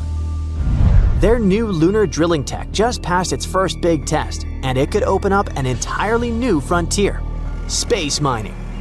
This isn't just a scientific milestone. This could change the US economy forever, and maybe even reshape life on Earth. That's because they found something rare in lunar soil, something that could become essential for us in the future: helium-3. Okay, so you know helium, right? It's the gas that makes birthday balloons float. Helium-3 is not that.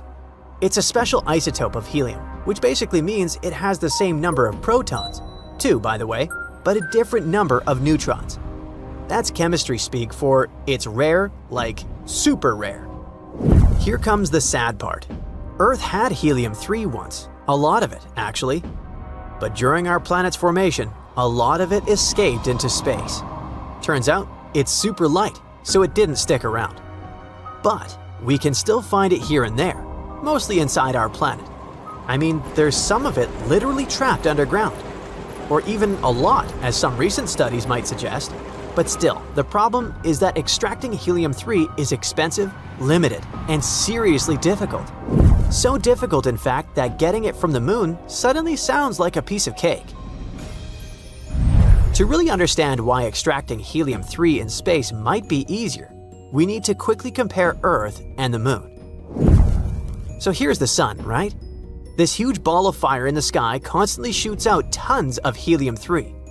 When this helium-3 reaches Earth, our planet's magnetic field acts like a giant invisible shield, basically saying, "Nope, not here," and it deflects most of it away. But the moon doesn't have a friendly protective magnetic field like Earth does. So when helium-3 reaches the moon, it hits the surface directly and gets trapped in the lunar regolith. I'm talking about that loose layer of dust, soil, and rocky debris covering the moon. And there might be tons of it, literally. Some estimates put it somewhere between 1 and 3 million tons of helium-3. The best part is that almost all of it is probably sitting right in the top layer of lunar soil. So instead of heavy-duty drilling, it could be as easy as just scooping up some moon dust. That's why a lot of people think getting helium-3 from our natural satellite could actually be way easier, or maybe even cheaper, than digging deep underground here on Earth.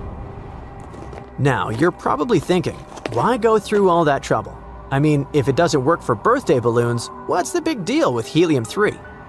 Well, for starters, it's already being used in advanced medical tech, like magnetic resonance imaging and X-ray. But here's the real game changer. Helium-3 could actually end our dependence on fossil fuels for good. This rare isotope could be used for advanced nuclear fusion reactors here on Earth. In other words, it could give us nuclear energy that's not just super efficient, but a whole lot safer too. See, most nuclear power plants today run on a process called fission. They use uranium-235, and when those atoms split, you get a ton of energy. But you also get something else: radioactive waste. And yeah, it's just as dangerous as it sounds. But helium-3 is different. It could power future reactors with a process called fusion. If you mix helium-3 with a type of hydrogen called deuterium, you get a lot of energy, but without the dangerous waste. It could be cost-efficient too. Let's say a single space shuttle cargo bay could carry about 25 tons of helium-3. That would be enough to power the entire United States for a year. And scientists believe there's enough helium-3 on the moon to power the whole world for 10,000 years. These are only estimates for now, but the future potential is so exciting that the demand for helium-3 is already skyrocketing, and so is its value. In 2024, some experts say that the helium-3 market was worth about $670 million. This year, it's expected to hit around $730 million, and 10 years from now, experts believe it could reach nearly $1.6 billion. Sorry for all the numbers, I just wanted to show you why mining the moon matters. It might actually save us from a future energy crisis by giving us almost endless, clean nuclear power. Everything sounds great so far, but there's one big challenge. Mining helium-3 on the moon is one thing. Bringing it back to Earth is a whole different story. So let's look at one possible solution. First, robots or specialized machines would drill into the lunar soil or simply scoop up moon dust to collect the helium-3. Then it gets packed into containers and launched off the moon, heading for Earth. When the containers get close to Earth, a ship called the Space Rapid Transit will pick them up in orbit. Think of it as a reusable space truck with engines that can even use air for thrust. Finally, the ship would land at an airport here on Earth. From there, the helium-3 would head straight to power plants, giving us clean, safe, and almost unlimited energy. See how challenging it sounds, right? Of course, specialists are still figuring out the best way to transport helium-3. But one thing is certain, we're getting closer and closer to building a full mining base on the moon. NASA recently tested a new drill technology called Trident. And as soon as it touched the lunar surface, it started working right away and performed perfectly. For now, its main purpose is to bring soil to the surface so scientists can study it. They want to learn more about how strong the lunar regolith is and how it reacts when drilled. That's definitely an exciting step towards extraterrestrial mining. Because it's not just helium-3, you know. There are a lot of other valuable things that can be taken from the moon. For example, there's water ice on the moon, and from that, we could extract oxygen and hydrogen. Then there could be rare and expensive metals like platinum, rhodium, and iridium. We could even mine iron, silicon, and aluminum, which would be perfect for building things directly in orbit, like future space stations or other infrastructure. Now that we know how important mining the moon could be, you're probably wondering, is any of this even allowed? I mean, who actually owns the moon? The short answer? Nobody. Even though NASA is up there doing research, that doesn't mean the United States owns the moon. Back in 1967, some nations signed the Outer Space Treaty. It basically says no one can claim ownership over our natural satellite or any other celestial body. Not an asteroid, not a planet, not even a random rock floating out there. So, if a country wants to explore the moon, sure, they can do it, but they can't plant a flag and say, "This is ours now." Here's where it gets messy. Companies. There isn't much of an agreement about what private businesses can and can't do out there. For example, a private company sets up a moon base. They land a successful spacecraft, build a small station, and even start digging. The base itself belongs to them, sure, but the land they're sitting on does not. Everyone is on the same page up to that point. The tricky part is, the treaty doesn't really spell out what happens to the materials they dig up. Nobody is totally sure if those resources would even belong to them. And if the materials are not technically the company's, can they even sell them? It's hard to say. So yeah, sorry.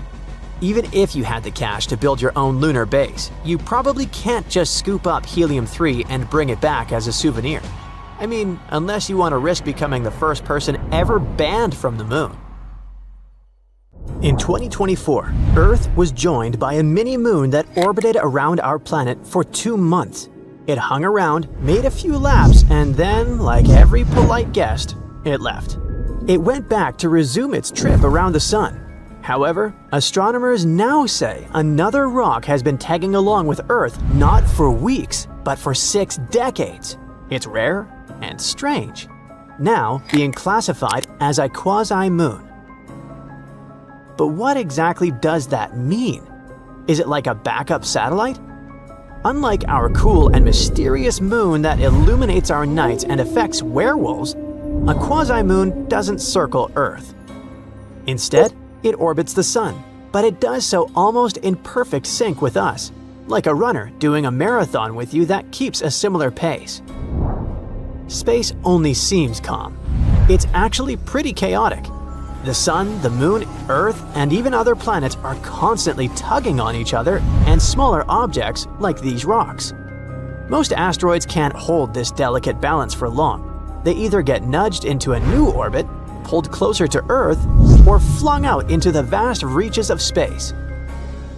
That's why we're lucky to spot more than 1 or 2 at a time. Most just can't keep the balance. They belong to a bigger family called co-orbitals. In fact, astronomers group them into a few types based on how they move relative to Earth. But unlike the real moon, that's been our companion since the very beginning, these visitors don't stick around forever. Some hang with us for a few decades, others for centuries, before drifting away because the gravity of some other space object. Kinda like a dog running to your neighbor after smelling bacon. One other thing about quasi-moons is their size. Most are tiny, building-sized or even smaller. They're also so dim that they can hide in plain sight among stars. Still, they're important. By studying them, astronomers learn how small near-Earth objects move and how long they can stay caught in Earth's gravity. Quasi-moons are closer than other asteroids on the same path, and it would be easier to reach them. One day, they might be used as stepping stones in space exploration. Earth has had a few of these tag-alongs before. One of the most famous is 2016 HO3, nicknamed Earth's Constant Companion. It's only about 300 feet wide, but it's been keeping pace with us for nearly a century. Researchers say it might keep up for centuries more. But what about the most recently discovered one? The researchers named it 2025 PN7. Like we said, it's already been with us for 60 years and will likely stay for around 68 more. For a long time, it remained undiscovered because of its tiny size, only about 62 feet across, which is about the length of a bowling lane. This also answers the question of whether you could see it yourself if you knew where to look. Its backstory is a bit of a mystery. Astronomers haven't figured out its composition yet. Right now, all we know for sure is its trajectory. Some quasi-moons are just near-Earth asteroids that fell into a perfect orbit. Others seem like they could be chunks of the moon itself. For instance, there's another quasi-moon named Kamo'olaloa that reflects light in almost the same way as the lunar rocks we brought back during the Apollo missions. Because of that, some researchers think it might actually be leftover from a huge impact that happened long ago. There's also 2024 PT5, a temporary mini-moon from the end of last year. Tests showed that its surface looked like lunar basalt, suggesting it probably came from the moon. So how do these quasi-moons pull off their cosmic balancing act? That's because it's just an orbital illusion. Remember, PN7, like other quasi-moons, isn't actually circling our planet. To us, it looks like the rock is scribbling lazy loops around Earth's path, like doodles in space. Yet it never lags too much or gets too far. Astronomers call this a 1-to-1 resonance. In plain English, it makes a lap around the sun every time Earth does. Another fun question. If these fake moons are so close to Earth, why don't we just pull them in with our gravity? Especially since they're tiny and seem so near. That's because even though they belong to a group called near-Earth objects, quasi-moons are not that close. Our moon is hanging out about 239,000 miles away. These companions, though, are flying around the sun millions of miles out, way beyond Earth's gravitational pull. That pull exists within an area called the Hill sphere, which is where Earth's gravity is stronger than the sun's. Think of Earth's gravity as a bubble with a radius of about 1,000,000 miles. Anything inside can get caught, like the real moon. Step outside and the sun takes over. This is exactly what happened to PT5, which was our legit satellite for 2 months in 2024. It dipped inside the Hill sphere and Earth's gravity took over. Once it happened, this object became known as a mini-moon. But because it was small and moving fast, it eventually slipped back out of that bubble, and the sun's gravity pulled it away again. One other type of co-orbiter, aside from quasi-moons and mini-moons, is the so-called horseshoe orbiters. These space rocks don't stray far, but from Earth's point of view, they seem to swing ahead of us, slow down, then drift back behind, and repeat. It's like an undercover cop tailing you in traffic, but constantly switching lanes and doubling back so you don't notice the pattern. If you trace their motion from Earth, over time, it forms a giant horseshoe shape, hence the name. And these are just the main co-orbiters. There are actually more. Way ahead of us and way behind us in space, there are a few quirky rocks called Trojans. They're not just following right next to Earth like quasi-moons do. Instead, they found 2 special hiding spots. One 60 degrees in front of us and one 60 degrees behind. Imagine riding your bike and having a friend way ahead of you and another one way behind, both keeping the same speed. That's what Trojans do. Those spots are called Lagrange points, cozy hangout regions where the gravitational pulls from Earth and the Sun balance out perfectly. When they find themselves in one of those areas, they could be staying there for millions of years without drifting away. Jupiter, for example, has tons of these freeloaders. Earth has only a few. Then there are tadpole orbiters. Instead of sitting perfectly still in a Lagrange point, they wobble around it in lazy bean-shaped loops. And if that's not confusing and overwhelming enough, there are also jumping Trojans. The indecisive ones. These guys can't pick a side. They'll spend a few thousand years staying in the front hammock, then slowly drift to one behind us and back again. Rare, weird, and kind of awesome. So even though Earth only has one big moon in the sky, we've actually got a whole gang of intrusive space tag-alongs. Some loop, some trail, some hide in the corners. Now let's recap the superpowers of our moon. It can affect tides, slow down Earth's rotation, and even help stabilize our planet's tilt. Without the moon, our days would be shorter, our nights darker, and the seasons way more chaotic. The moon also acts like a giant shield, sweeping up or deflecting some space rocks that might otherwise smack into Earth. And let's not forget its cultural influence. It's been inspiring myths, calendars, love songs, and millions of melancholic walks in the middle of the night. Fake moons can't compete. However, they are important in their own way. Each new quasi-moon we find helps us understand how these little rocks survive in all that cosmic chaos. By learning about our environment, we also learn something about ourselves.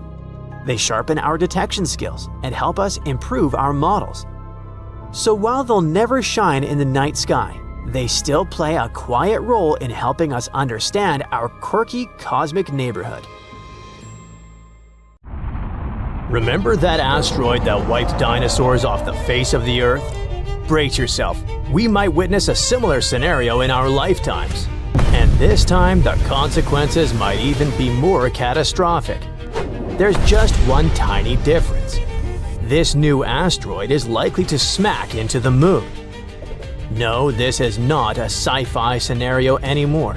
There's this asteroid called 2024 YR4 that scientists say has about a 4% chance of hitting the moon in 2032. So what do? Try to gently shove it off course or blow it up? A bunch of researchers, including people from NASA, dug into this and suggested several options. Their worry is real. If that rock hits the moon, it could kick up a massive cloud of debris, and this cloud could spike to as much as 1,000 times normal levels for a few days. That's not just messy, it could endanger astronauts and satellites in low Earth orbit. One obvious idea is to nudge the asteroid so it misses the moon. Another is a full-on breakup. Basically, a deliberate explosion. Experts use a clever term to describe it, a robust disruption. But nuking an asteroid is totally untested. Nobody has ever done it before, and it carries huge risks. You could create a bunch of smaller but more dangerous fragments, or do something unexpected that can make things worse. In any case, the idea is out there for scientists to chew on. Now here's the backstory. 2024 YR4 was first spotted on December 27, 2024, and reported to the Minor Planet Center. That's the official hub that tracks all new asteroids and comets. Pretty soon, it showed up on NASA's Century Impact Risk Table, which is like the agency's watch list for any asteroid that could potentially hit Earth. For a little while, things looked sketchy. Out of 37,000 plus known large asteroids, YR4 was the only one with a real chance of smacking into Earth anytime soon. Its odds even climbed to a record 3.1%. That might not sound like much to such amateurs as me and you, but in space terms, that's huge. Scientists were really paying attention. Luckily, after a few more months of better tracking and sharper observations, they nailed down the asteroid's orbit more precisely. Turns out its path isn't taking it anywhere near us after all. Its chance of hitting Earth has dropped so low it's basically zero now. So, we can breathe out and relax. Earth is safe. But the moon? Maybe not. And that's why researchers are now debating whether to blow the thing up before it ever gets close.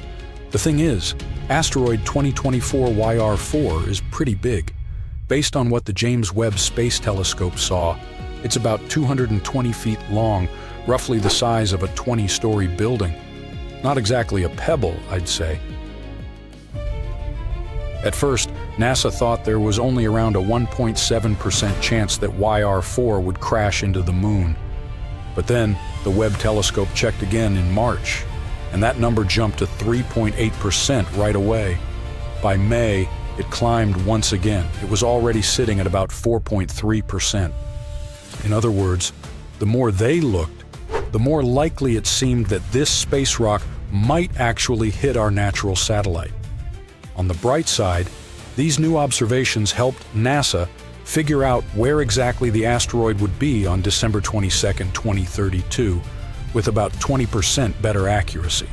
Now, if the asteroid really did smash into the moon, NASA says it wouldn't mess with its orbit or make it wobble or anything dramatic like that. And this is a very big but a hit from something that large would kick up a ton of debris, and that flying space junk could become a real problem for satellites orbiting Earth, or even for astronauts on the International Space Station. That sounds alarming enough. That's why the story might take a turn straight out of a sci-fi movie. Scientists are seriously considering blowing the asteroid up.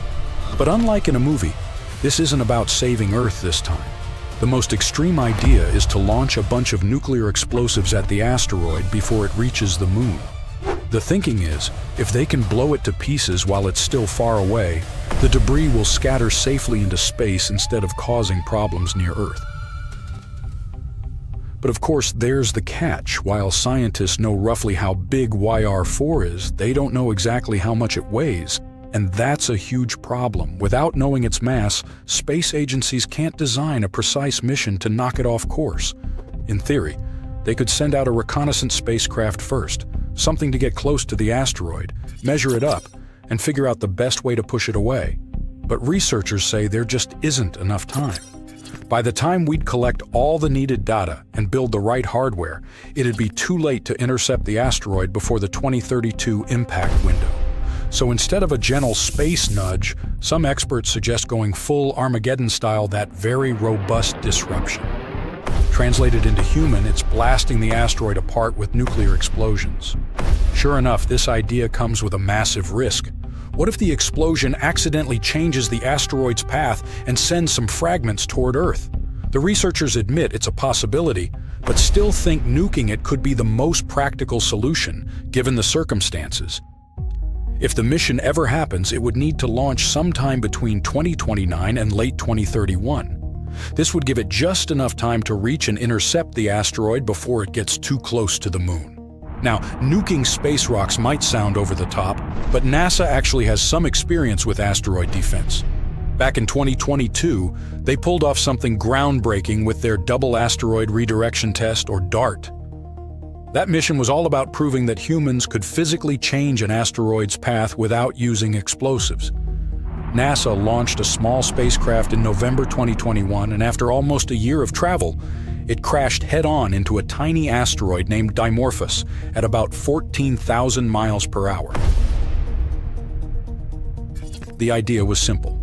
If you hit an asteroid hard enough, you can slightly change its orbit, just enough to make it miss Earth someday. And it actually worked. The test showed that even a relatively small spacecraft could make a serious difference. Now, the European Space Agency wants to double-check exactly how much of an effect that crash had. In October 2024, they launched a follow-up spacecraft called Hera from Florida's Cape Canaveral Space Force Station. Hera's on a 2-year journey to reach Dimorphos and its bigger partner asteroid, Didymos. By October 2026, Hera will enter orbit around the asteroid pair and start collecting data, basically checking NASA's math. ESA scientists hope that once they analyze the impact site, they'll find out how effective DART was at changing the asteroid's trajectory. If it turns out that kinetic impact, aka smashing a spacecraft into an asteroid, works well enough, future missions might use that technique again. Maybe even for YR4, if it ever becomes a real threat. But if it doesn't, that's when the nuclear backup plan might come off the shelf. Either way, scientists are making sure that if a space rock ever threatens Earth or the Moon, humanity will have more than just a Hollywood script to rely on. By the way, people at NASA run what-if asteroid exercises every 2 years to get scientists, state agencies, and international experts on the same page. During such asteroid drills, Experts pretend that a giant space rock is heading our way. Then they work through all the tricky questions they can come up with, like how big is it, where might it hit, what should we do? It's like a massive brainstorming session to make sure that if this ever happens, we won't be starting from scratch. To make these scenarios feel as real as possible, NASA's Center for Near-Earth Object Studies gets involved. These are the folks who track real asteroids and calculate their orbits. So they simulate months of asteroid observations, complete with uncertainties about its size, trajectory, and potential impact zones. No one knows exactly how big the asteroid is or where it can hit. It's the kind of uncertainty that makes decision-making way harder, just like it would be in real life. Now look at this fancy granite kitchen countertop. This one can also be available on the moon. I mean, there's no production whatsoever as of now, but there's enough raw materials for the kitchen of your dreams. And by the way, granite on the moon can even prove this dark horse had plenty of water at some point. So it all started when scientists found this weird blob of heat on the far side of the moon. It's all because of a massive chunk of granite that's buried underground. Apparently, granite is pretty rare outside of Earth, so this is a big deal. According to the researchers, there's this old volcano on the moon that hasn't erupted in like 3.5 billion years. But it turns out it's still giving off some serious radiation. The scientists used a fancy new method with microwaves to measure the temperature below the moon's surface. They found this area that's about 31 miles across, where it's like 18 degrees warmer than the rest of the place. And it's right under a spot that collapsed and is full of silicon. It's not as thriving as Silicon Valley back on Earth, it's just a volcanic crater, but without all the lava spewing out. The scientists even compared it to those granite rocks you see in Yosemite, like El Capitan and Half Dome. You know, those giant rocks that look super majestic? Well, apparently, they're made of the same stuff. Researchers claim that granite is super common on Earth, but not anywhere else in our solar system. So, this could change everything we know about other rocky planets. Right, now we know there's granite on the moon, but why is that important to us? So, you know how granite forms on Earth? It's all thanks to water and plate tectonics teaming up to create these huge blobs of melted rock beneath the surface. But guess what? The moon doesn't have any of that action going on, which makes granite super rare up there. But this discovery could give us some clues about what the moon was like back in the day when it had volcanic activity. Without water, making granite becomes a real challenge. But somehow, some way, they found granite on the moon. No water, no plate tectonics, but still, we got granite. So what does that mean? Did the moon have water in this one spot? Or was it just ridiculously hot? I guess we'll need to give a tad more time for the scientists to figure it out. The water on the moon is an issue, though. Duh. As of now, the moon is bigger than the Sahara Desert, but somehow 100 times drier. Astronomers have been debating for ages whether there's any water on this celestial neighbor of ours. But in 2020, NASA's SOFIA mission finally confirmed that there is indeed water on the sunlit part of the lunar surface. Turns out those grains of lunar dust have little molecules of H2O hanging out on them. Back in 1645, when people first started gazing at the moon, they were fascinated by these dark spots all over its surface. Dutch astronomer Michael van Lengren even made a map and called these spots Maria, which means seas in Latin. Sorry, Michael, they're just actually plains of basalt from ancient volcanic eruptions, but we still use the term Maria today. In 1892, an American astronomer named William Pickering discovered that the moon has practically no atmosphere. No clouds, no atmosphere, no chance for water to stick around. So, scientists started thinking that the moon was as dry as a desert.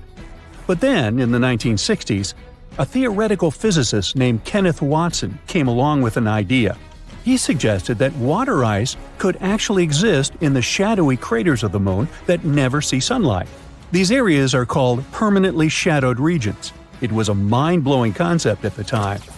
The Apollo missions from 1969 to 1972 finally gave us the chance to look for water on the moon up close and personal. But when the astronauts brought back soil samples, there was no sign of water. So everyone went back to thinking the moon was bone dry. However, in 1994, NASA's Clementine mission suggested that there might be ice in these shadowed craters after all. And in 1998, the Lunar Prospector mission found evidence of hydrogen concentrations in the permanently shadowed areas. This was a strong indication of water ice at the lunar poles.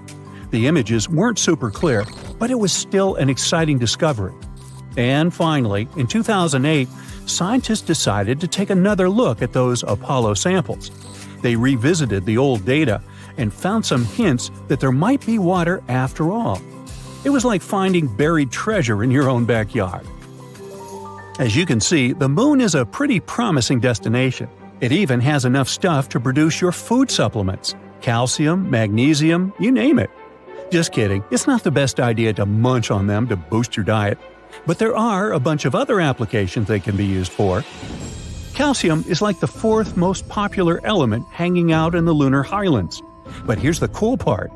Pure calcium metal is actually super flexible and can conduct electricity like a boss when there's no oxygen around. Who knew, right? Anorthite is a rare gem here on Earth, but up on the moon, it's partly central for calcium. It can even help make those groovy silicon-based solar cells. To make them, you need some lunar silicon, iron, titanium oxide, and of course, our buddy calcium and aluminum. It's like a recipe for solar success up there in space. The moon even has precious metals like gold. In 2009, NASA was on a lunar mission and they found some gold in the lunar soil. They had a spacecraft right behind the rocket, equipped with a fancy spectrometer. Its job was to study all the debris that got released when the rocket crashed. And they found all sorts of chemicals, like carbon monoxide, carbon dioxide, ammonia, sodium, hydrogen, and even a little bit of mercury, gold, and silver. Hey, vampires beware. Now I know it's been quite a while since then, like 14 years to be exact, but measuring how much gold is actually there has been a real challenge.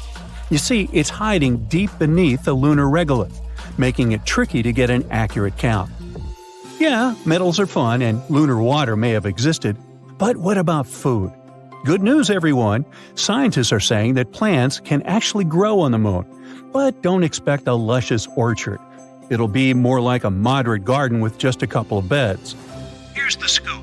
A while back, those awesome Apollo astronauts collected samples of lunar surface material called regolith and brought them back to Earth. Fast forward 50 years, and NASA decided to use 3 of those samples to try growing plants for the very first time. They used dirt from under the lunar rover bumper to grow these plants. The team added water and seeds to the samples, giving each plant a gram of regolith. Then they placed them in a clean room and added nutrient solutions every day. And they succeeded. During that challenge, the brilliant minds dealt with small plants like mustard greens in the nutrient-poor lunar soil. Yeah, we'll have to export olive oil from Earth to dress it. So, plants can indeed grow in the moon's soil. However, they won't be as strong and healthy as the ones grown on good old Earth soil, or even the ones in the control group grown in a lunar simulant made of volcanic ash. But hey, it's just a start. We're still to find out if our dear moon is hiding more treasures. Well, guess what? Earth has not 1, but 7 moons. At least 7. There might be more. And this knowledge changes the whole picture of the world, doesn't it? Does it mean we're going to colonize not 1, but 7 space bodies and have 7 lunar bases? Will we have a choice on which natural satellite to spend our space vacation in the future? Well, here's the thing. These extra moons are kind of different. They're called mini-moons. Now, there's no official definition for a mini-moon because, of course, scientists can't agree on anything. But the general idea is it's a space rock that gets temporarily stuck in Earth's gravity, does at least 1 full loop around us, and at some point swings in pretty close, like within 4 moon distances close. Basically, if it gets close enough to freak out astronomers, it counts. Our Earth gets these tiny moons from time to time. They swing by, hang out for a bit, and then head out to orbit the Sun. Every now and then, chunks of space debris get caught by Earth's gravity and starts orbiting us for a while, just like they're crashing on our couch before hitting the road again, sort of cosmic speed dating.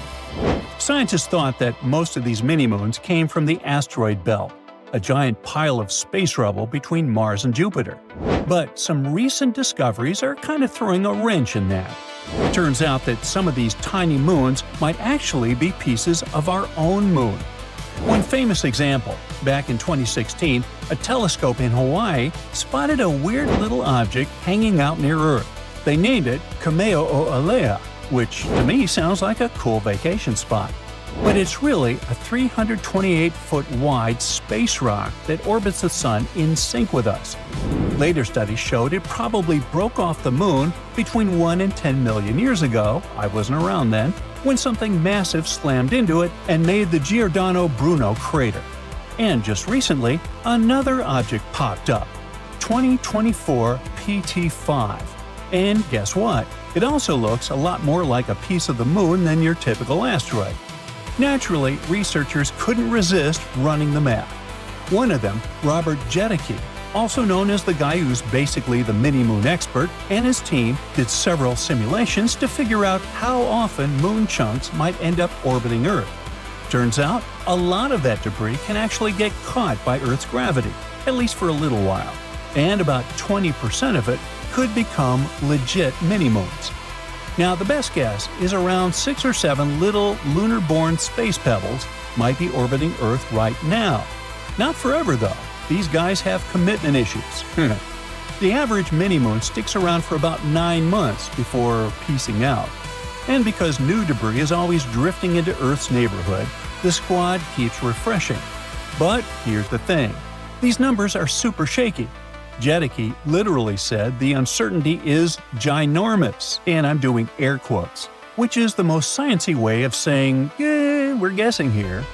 There are just too many unknowns, like how big the moon explosions are, how fast the pieces fly, and whether our telescopes are even good enough to see the tiny stuff. So yeah, the prediction might be totally wrong, but that's science for you. You make a guess, someone proves you wrong later, and we all get smarter in the end. In any case, little mini-moons are super annoying to spot. They're usually the size of a car or an SUV, somewhere between 3 and 7 feet wide. It might sound big when you're parallel parking, but in space terms, that's basically a breadcrumb.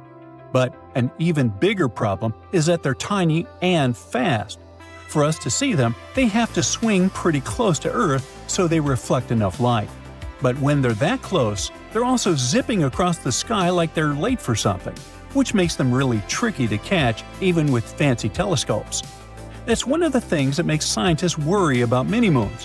What if one of them eventually ends up in Earth's atmosphere? Then it could be the Chelyabinsk event number 2. You see, it was a quiet morning in Chelyabinsk until it wasn't. There was a flash of light so bright it outshone the sun, followed by a deafening sonic shock that rattled the skies and shattered reality, along with a few thousand windows. It happened on February 15, 2013. Without warning, a space rock the size of a house burst into Earth's atmosphere at over 11 miles per second. About 14 miles above the ground, it detonated mid-air, unleashing an immense amount of power. Glass rained down in homes, schools, offices. Over 1,600 people were injured, most of them by flying shards. And it wasn't even a big asteroid, just a cosmic pebble compared to the ones lurking out there. Luckily, according to Jedicke, modern sky surveys are surprisingly good at spotting stuff that small, even from millions of miles away. But there's a catch.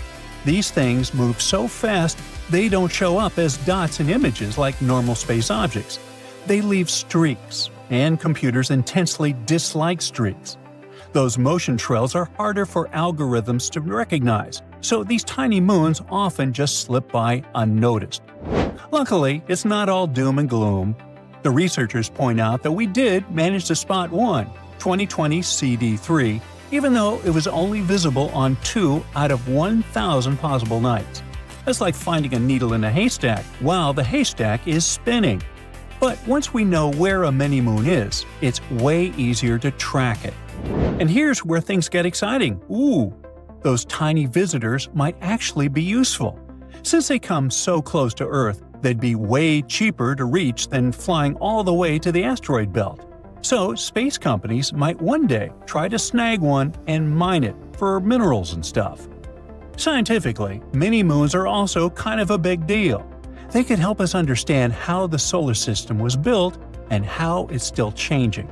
Studying how chunks of the moon got blasted off and turned into orbiting debris might even help us figure out what kind of damage an asteroid could do to Earth.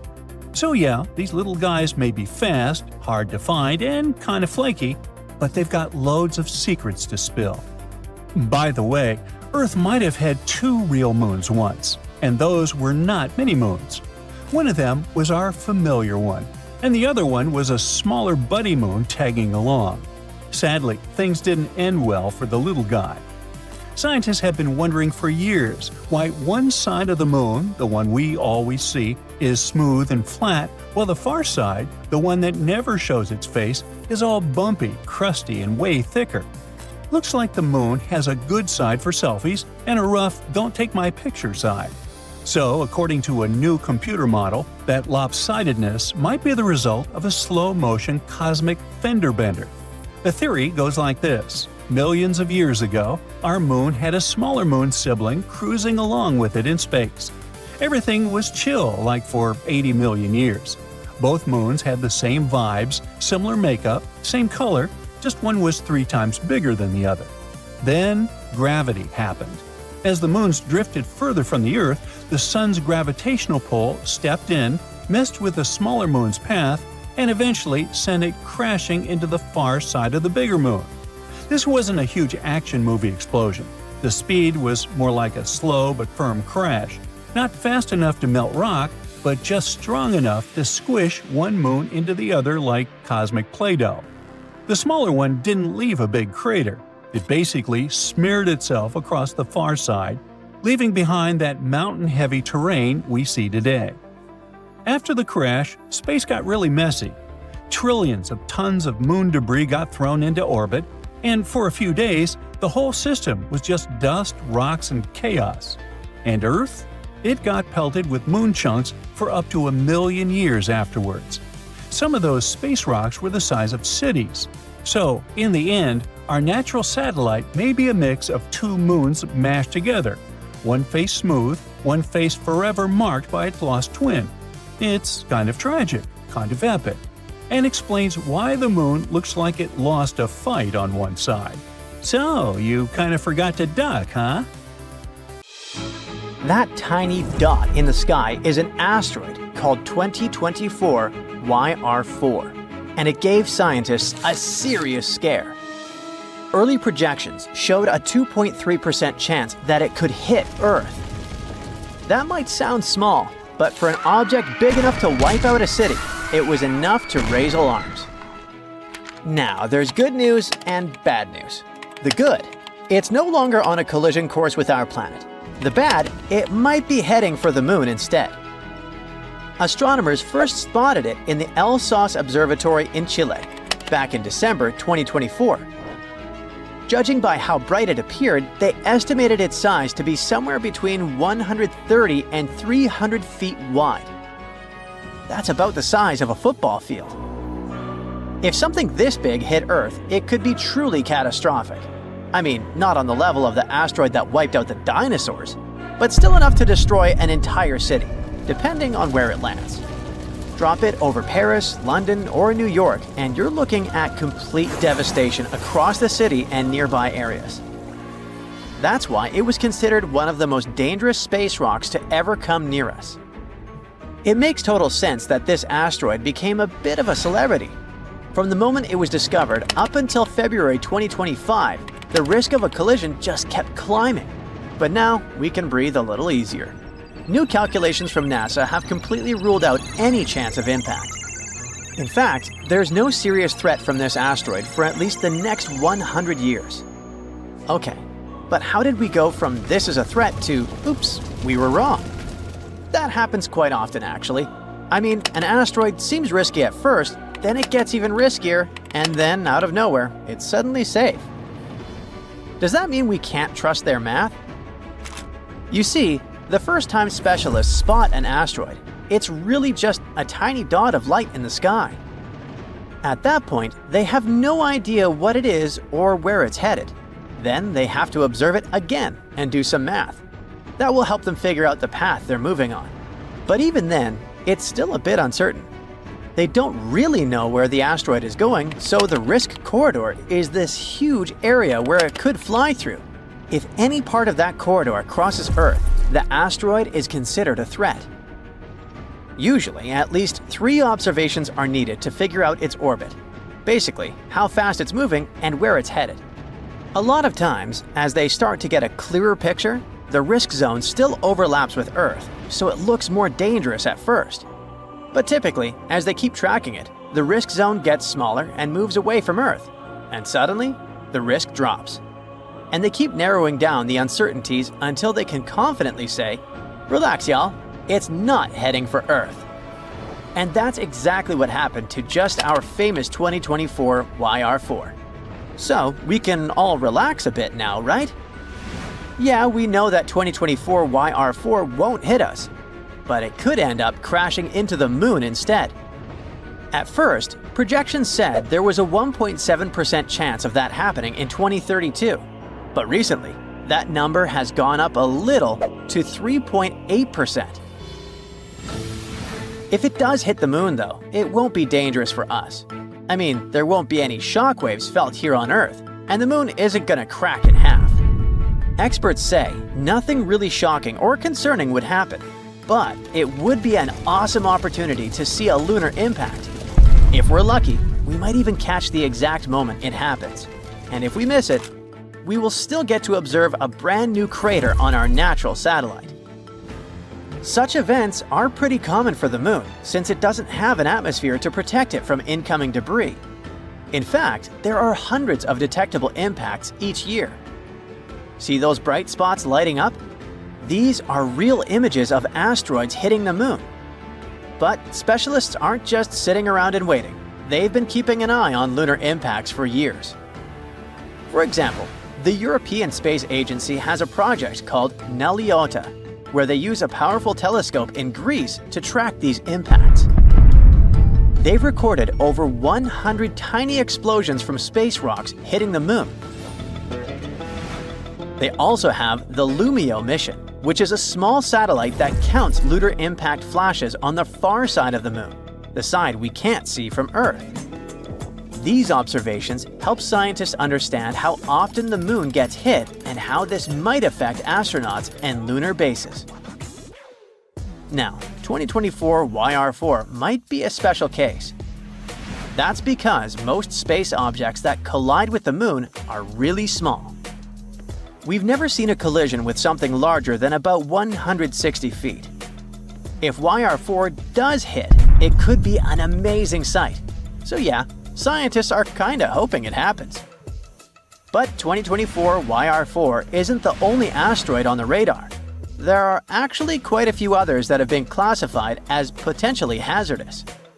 In simple terms, that means this one might cause us some trouble. You see, there are millions of big space rocks out there in the solar system, mostly chilling in the asteroid belt between Mars and Jupiter. But only a few ever get close to Earth, and even fewer actually pose any real risk. NASA calls asteroids that orbit within 30 million miles of Earth near-Earth objects. And within that group, there's a smaller bunch of really big ones that orbit super close to us. If one of those were to hit us, it could be a big deal. There are about 2,500 of those asteroids at least that we know of. But here's the good news. Specialists don't expect any of them to hit Earth anytime soon. A few might come pretty close though, or already have, like the 2014 TN17, an asteroid that's about 540 feet wide. It got pretty close to us in March 2025, zipping by just 3.2 million miles from Earth. That's roughly 13 times further than the moon. So yeah, not exactly close, right? But when you think about the vastness of the universe, it's actually kind of near. In fact, that was the closest this asteroid has come to Earth in nearly 300 years.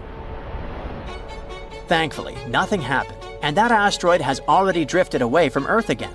But it's not like you need to lose sleep over asteroids that could hit our planet. Little asteroids enter Earth's atmosphere every single day. It's the big ones we worry about, like the ones you see in Hollywood movies, like Armageddon. But asteroids like that are being constantly monitored. All the objects we know of today have 0 or 1 chance of impacting Earth. And if things change, there are a few strategies that could be used to save humanity from an impact. Take the DART mission, for example, which happened in 2022. This was NASA's first test of planetary defense. They successfully managed to deflect an asteroid off its course using a spacecraft. In this case, the asteroid didn't pose any threat to Earth, but it was the perfect test subject. There are also more experimental ideas out there. For example, lasers could vaporize part of an asteroid to create a thrust effect, pushing it off course. Another idea is the gravity tractor, a big spacecraft that slowly tugs the asteroid away using its own gravitational pull. But all of these are still just ideas for now.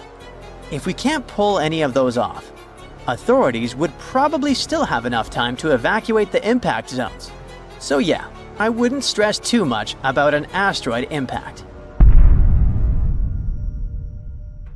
The moon's volcanoes are not dormant, and they can erupt any minute. For years, we lived knowing nothing about it, but now it's officially proven thanks to China's Chang'e 5 mission's shocking discovery. The lunar soil samples it brought back to Earth contained something absolutely unexpected, hinting that volcanic eruptions may have occurred on the moon as recently as 123 million years ago. Geologically, that's practically yesterday. But the big question is, are we safe down here on Earth? We've long known that the moon was once volcanically active due to the dark regions, lunar maria, on its surface. These maria, the dark plains that give the moon its characteristic markings, are ancient lava flows that date back to around 3 to 3.8 billion years ago. Until recently, scientists thought that those ancient flows marked the end of the moon's volcanic activity. But the Chang'e 5 mission brought back lunar soil that included several microscopic glass beads, and 3 of them in particular revealed an extraordinary story.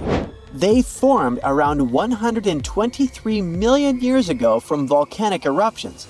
An uncertainty range is a mere 15 million years. The discovery of those tiny beads is super important because of their composition and rarity. Measuring between 20 to 400 microns, which is smaller than a grain of sand, these beads are volcanic in origin. And this fact sets them apart from most other lunar glass beads, which typically form due to meteor impacts. Impact events on the moon create glass by melting surface rock with incredible heat and pressure. The result is tiny glass beads scattered all over the landscape.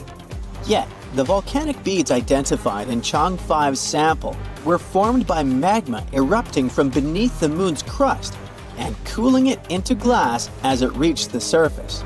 By using uranium-lead dating, which measures the decay of uranium into lead within the beads, scientists managed to pinpoint their age with striking accuracy.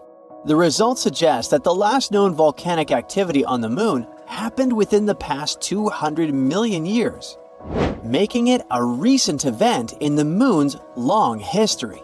This discovery also aligns with prior observations of unusual surface features known as irregular mare patches.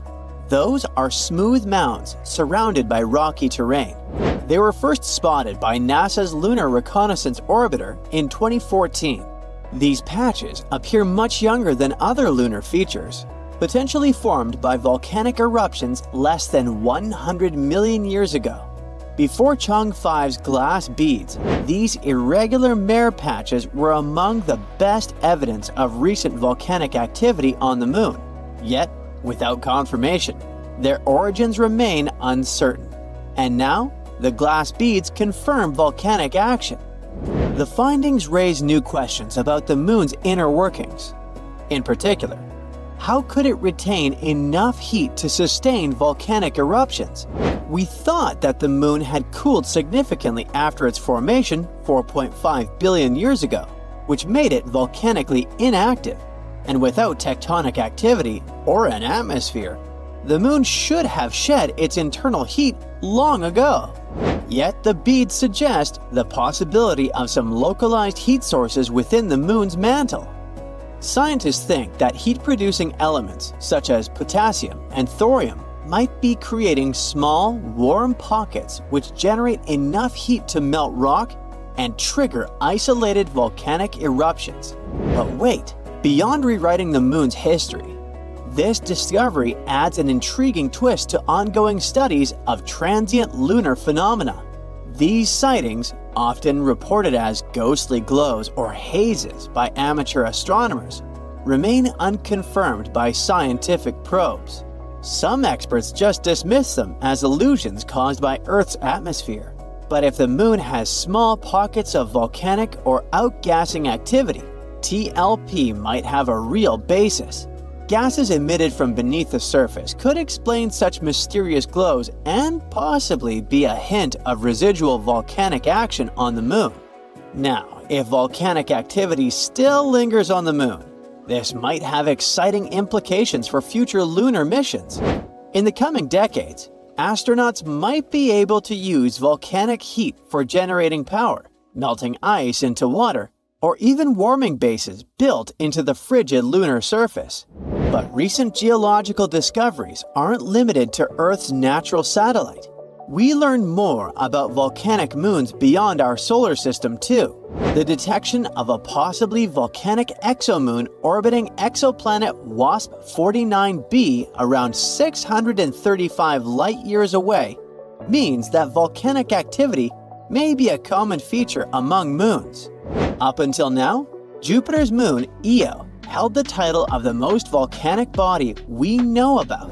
But researchers at NASA's Jet Propulsion Laboratory may have found a new candidate. This potential exomoon came to light when scientists observed a cloud of sodium gas around the exoplanet. But the thing is, sodium clouds are unusual in planetary atmospheres and can suggest volcanic activity. The sodium cloud near WASP-49b had a bizarre, unexpected behavior. It was moving erratically, shifting size, and occupying a space too large to be explained by the exoplanet's own atmosphere. Scientists thought the cloud could actually be generated by a volcanically active exomoon in orbit around WASP-49b. Volcanic moons like Io are known to release gases such as sulfur dioxide, sodium, and potassium, which form massive clouds around their parent planets. Io, for instance, regularly produces vast amounts of gas that form a cloud encircling Jupiter, up to 1,000 times the size of the gas giant itself. If something similar occurs near WASP-49b, the gas cloud could be a clue to volcanic activity on an exomoon orbiting the planet. Observations from the European Southern Observatory's Very Large Telescope in Chile seems to confirm this theory. The sodium cloud around WASP-49b is positioned high above the exoplanet's atmosphere and behaves in ways that don't match the exoplanet's 2.8 Earth day orbit. This could suggest that it originates from a separate body, likely a volcanically active moon. Additionally, WASP-49b and its host star consist primarily of hydrogen and helium, which makes the sodium cloud even more unusual. The observed rate of sodium release, over 220,000 pounds per second, can be a sign of an immensely powerful volcanic source. If scientists verify the existence of this exomoon, it would be the first discovery of a volcanic exomoon. Back in our solar system, Io remains the main space object, helping us understand volcanic moons. Recently, NASA's Juno spacecraft provided some of the closest images of Io since the Galileo mission over 25 years ago. Io's intense volcanic activity is caused by tidal heating, the result of the gravitational pull of Jupiter and nearby moons, like Europa. This tug-of-war generates immense friction within Io, producing heat that fuels continuous volcanic eruptions. One of Juno's most exciting recent findings was a new volcano that appeared just south of Io's equator. Juno's images show a large, complex volcanic region, approximately 111 by 111 miles in size. The craziest thing? It wasn't there when Galileo imaged the same spot in 1997. This new volcano formed near the previously known volcano Canahekale. Researchers say that this new volcanic structure is a great change that highlights the dynamic nature of Io's surface. Io's equatorial region is home to most of its volcanoes because of the concentrated tidal heating it experiences. The most powerful eruptions emit sulfurous gases and produce bright lava flows. They cover the moon in colorful, sulfur-rich deposits. JunoCam's image, taken from about 1,570 miles away, shows Io dramatically lit by sunlight reflected off Jupiter. And you can see a stunning view of its constantly changing volcanic surface. Despite these detailed observations, there are still many mysteries about Io's volcanism. Scientists are particularly curious about how tidal heating affects Io's interior, and whether it has a subsurface magma ocean. Plus, researchers try to understand what triggers different types of eruptions. For example, plumes versus lava flows, and how volcanic gases shape Io's surface and thin atmosphere. The study of volcanic moons from Io to the possible exomoon near WASP 49b sheds light on how tidal forces create volcanic activity in different moons. In icy moons like Europa, tidal heating sustains liquid oceans beneath the surface, creating potential habitats for life. But for Io without an ocean, the same forces instead generate powerful volcanic activity. Plus, if volcanic exomoons do exist, like the one possibly orbiting WASP 49b, we might soon discover more volcanic bodies across the galaxy. Time can stretch or shrink depending on where you are.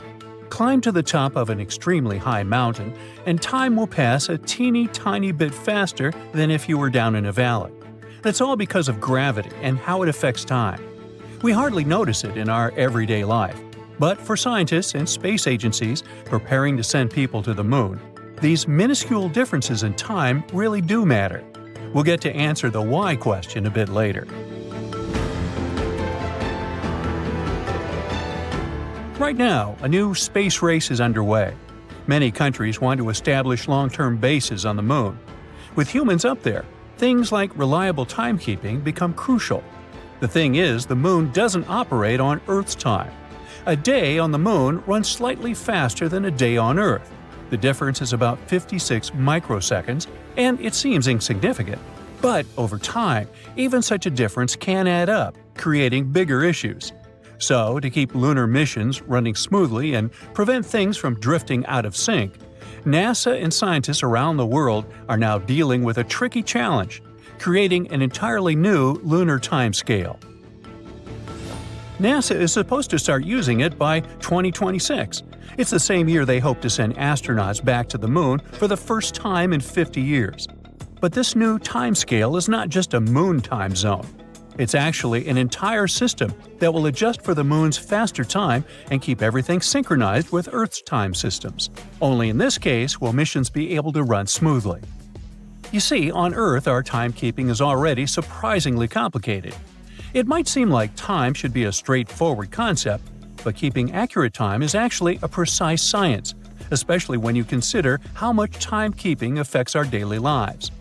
So, to keep global time coordinated, scientists rely on something called Coordinated Universal Time, also known as UTC. This global time standard is based on ultra-precise atomic clocks that scientists place in separate locations all over the world. Atomic clocks are cool because they measure time based on the consistent vibrations of atoms, so they're super stable and accurate. This helps scientists make sure UTC is the same for everyone everywhere. These atomic clocks also take into account that time moves slightly more slowly the closer you are to the center of our planet. So, atomic clocks, positioned closer to the Earth's surface, tick a bit more slowly due to stronger gravitational pull. This effect, explained by Einstein's theory of relativity, happens because gravity affects time. By spreading atomic clocks across different elevations, scientists average out all the tiny time differences caused by gravity. Also, for precise timekeeping, scientists occasionally add leap seconds to account for the small natural changes in Earth's rotation speed. It sounds pretty technical, but this process of keeping everyone on the same time helps make the modern world function. After all, precise timing is crucial for global trading, GPS navigation, and even internet communications. But time on the Moon works differently. Our natural satellite has a weaker gravitational field than Earth. That's why clocks on the Moon tick a bit faster. This difference means that lunar clocks are very likely to slowly drift away from Earth clocks if there's no correction. It can lead to big problems when astronauts need to keep in close contact with Earth or navigate around the lunar surface. NASA's solution is something called a lunar timescale. Scientists aren't going to adjust moon clocks to match Earth exactly. Instead, they want to establish a unique system that measures lunar time accurately, but is also easy to convert back to Earth time. Think of it as creating a whole new framework just for the Moon. To make this lunar time system work, NASA is cooperating with international colleagues like the European Space Agency. Together, they're setting up what they call LunaNet. This lunar network will be a bit like the Internet for the Moon. It'll make sure all the lunar clocks work together and align with Earth-based time. Just like how atomic clocks around the world coordinate for UTC on Earth, clocks on the Moon will be part of this larger LunaNet network. Now, scientists are pretty experienced when it comes to managing time in space. Global Positioning System satellites, which orbit Earth about 12,550 miles high, have atomic clocks on board. These clocks tick faster than clocks on the Earth's surface because they're quite far away from Earth's gravitational pull. But then, how does GPS navigation stay accurate? It's because scientists have figured out ways to slow those clocks down to match Earth's time. This experience with GPS clocks is a great base for what scientists need to do on the Moon. In some ways, it might be even easier than managing GPS. Scientists can work with lunar clocks as they naturally are, instead of needing to adjust them to sync perfectly with Earth. By setting up accurate lunar time from the start, scientists hope to avoid some of the complications of managing GPS satellites. And now, here's the interesting part, or maybe more interesting. To keep lunar timekeeping a reality, NASA and its partners want to set up clocks both on the lunar surface and on satellites orbiting the Moon. Some of these clocks will be long-lasting atomic clocks, and others will be crystal oscillators. Those offer stability over short time periods. Together, these clocks will create a network that scientists will be able to rely on. Meanwhile, atomic clocks for space don't come cheap. They can cost a staggering few $1 million each. Luckily, crystal oscillators are more affordable, but they don't stay accurate over long periods. Once those clocks are set up, they'll work together as part of LunaNet, which will be NASA's framework for everything related to moon-based time and data networks. LunaNet will act like an internet for lunar operations. Different space agencies will contribute to it, like how internet service providers work for us on Earth. But there's another set of challenges, and it's connected with the Moon's rotation. Firstly, a day on the Moon lasts much longer than a day on our planet because it takes the Moon about 28 Earth days to make a full rotation. Plus, the Moon's equator experiences about 14 days of sunlight, followed by 14 days of darkness, unlike Earth's regular day-night cycle. And at the Moon's south pole, where NASA is going to establish future lunar missions, there are areas that stay lit or in shadow permanently. It might make it harder for astronauts to keep track of time. NASA and its partners hope to involve more countries in this project through international organizations like the International Astronomical Union. The idea is to get as many countries as possible on board with the lunar timescale, so that everyone exploring the Moon is on the same page. Now, another really exciting thing about all this is that figuring out lunar time could help other future space missions, like trips to Mars. The experience and knowledge we'll get from setting up a lunar timescale are likely to serve as a blueprint for managing time on even farther planets. That's one of the reasons why scientists are taking this lunar project so seriously. As for astronauts living on the Moon, a consistent, reliable time system will be essential, not just for navigation, but for everything from scientific experiments to day-to-day activities. NASA's Lunar Time Project is truly groundbreaking. It's the first step toward managing time as humans expand farther into space.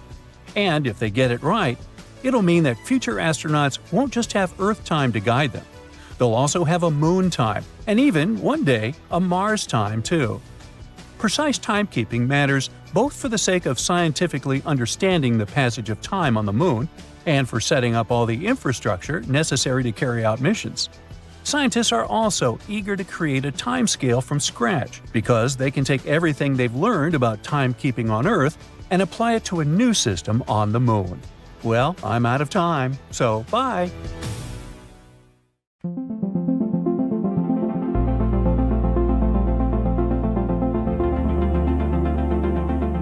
This catapult-like system on the Moon might bring us limitless energy.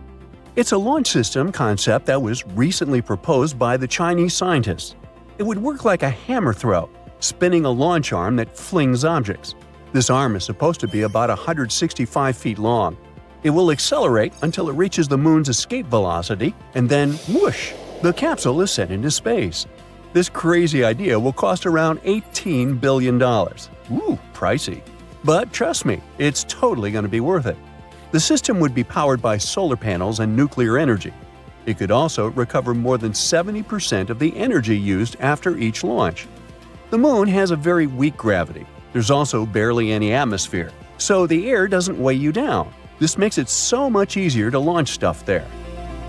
But why do we even need this? The main purpose is to transport helium-3. It's a really cool isotope of helium, and one of the most insane things about it is that it could become fuel for nuclear fission.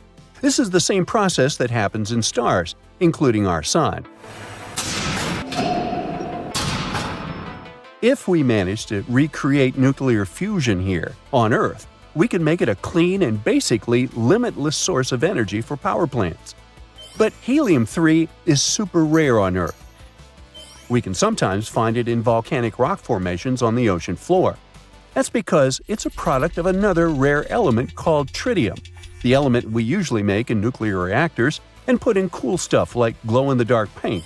But the catch of tritium is that it takes forever to decay and turn into helium-3.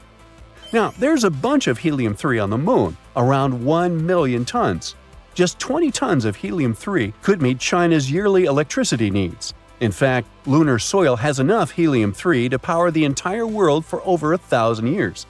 But why is there so much of helium-3 on the Moon and barely none on our planet?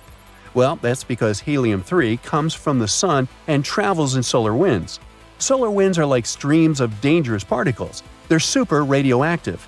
Our planet's thick atmosphere and magnetic field serve as a shield for us. They almost fully protect us from those particles. But, unfortunately, they also prevent the good stuff like helium-3 from getting here. The Moon's atmospheric shields are super thin though, so it's under a constant shower of solar winds. So, helium-3 accumulated there over billions of years, and now it's just scattered around there. But mining it and bringing back to Earth is no easy feat. It's super expensive. Just think about it. Rockets need tons of fuel to break free from gravity. Every single bolt and screw on the spacecraft must be engineered to survive extreme conditions, like radiation. Not to mention, you need a team of rocket scientists, literally working around the clock to make sure nothing goes wrong. You can't call a repair guy if something breaks on the Moon. So generally, it costs about $500,000 to send 1 pound of payload to our satellite. That's based on estimates from NASA. To get some idea, let's calculate how much it would cost to send an apple to the Moon.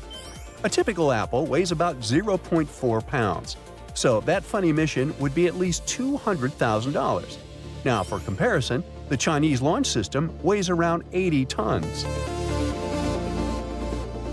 Another problem is that the lunar surface is pretty harsh on the equipment, like the freakish lunar dust, for example. You might recall this small thing that happened in the 60s called the moon landings.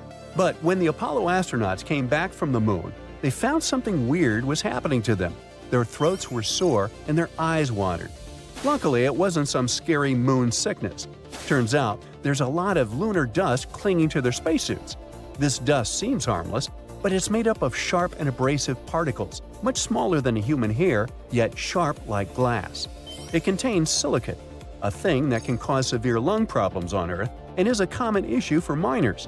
So it caused a lunar hay fever. At least that's how NASA astronaut Harrison Schmitt called it.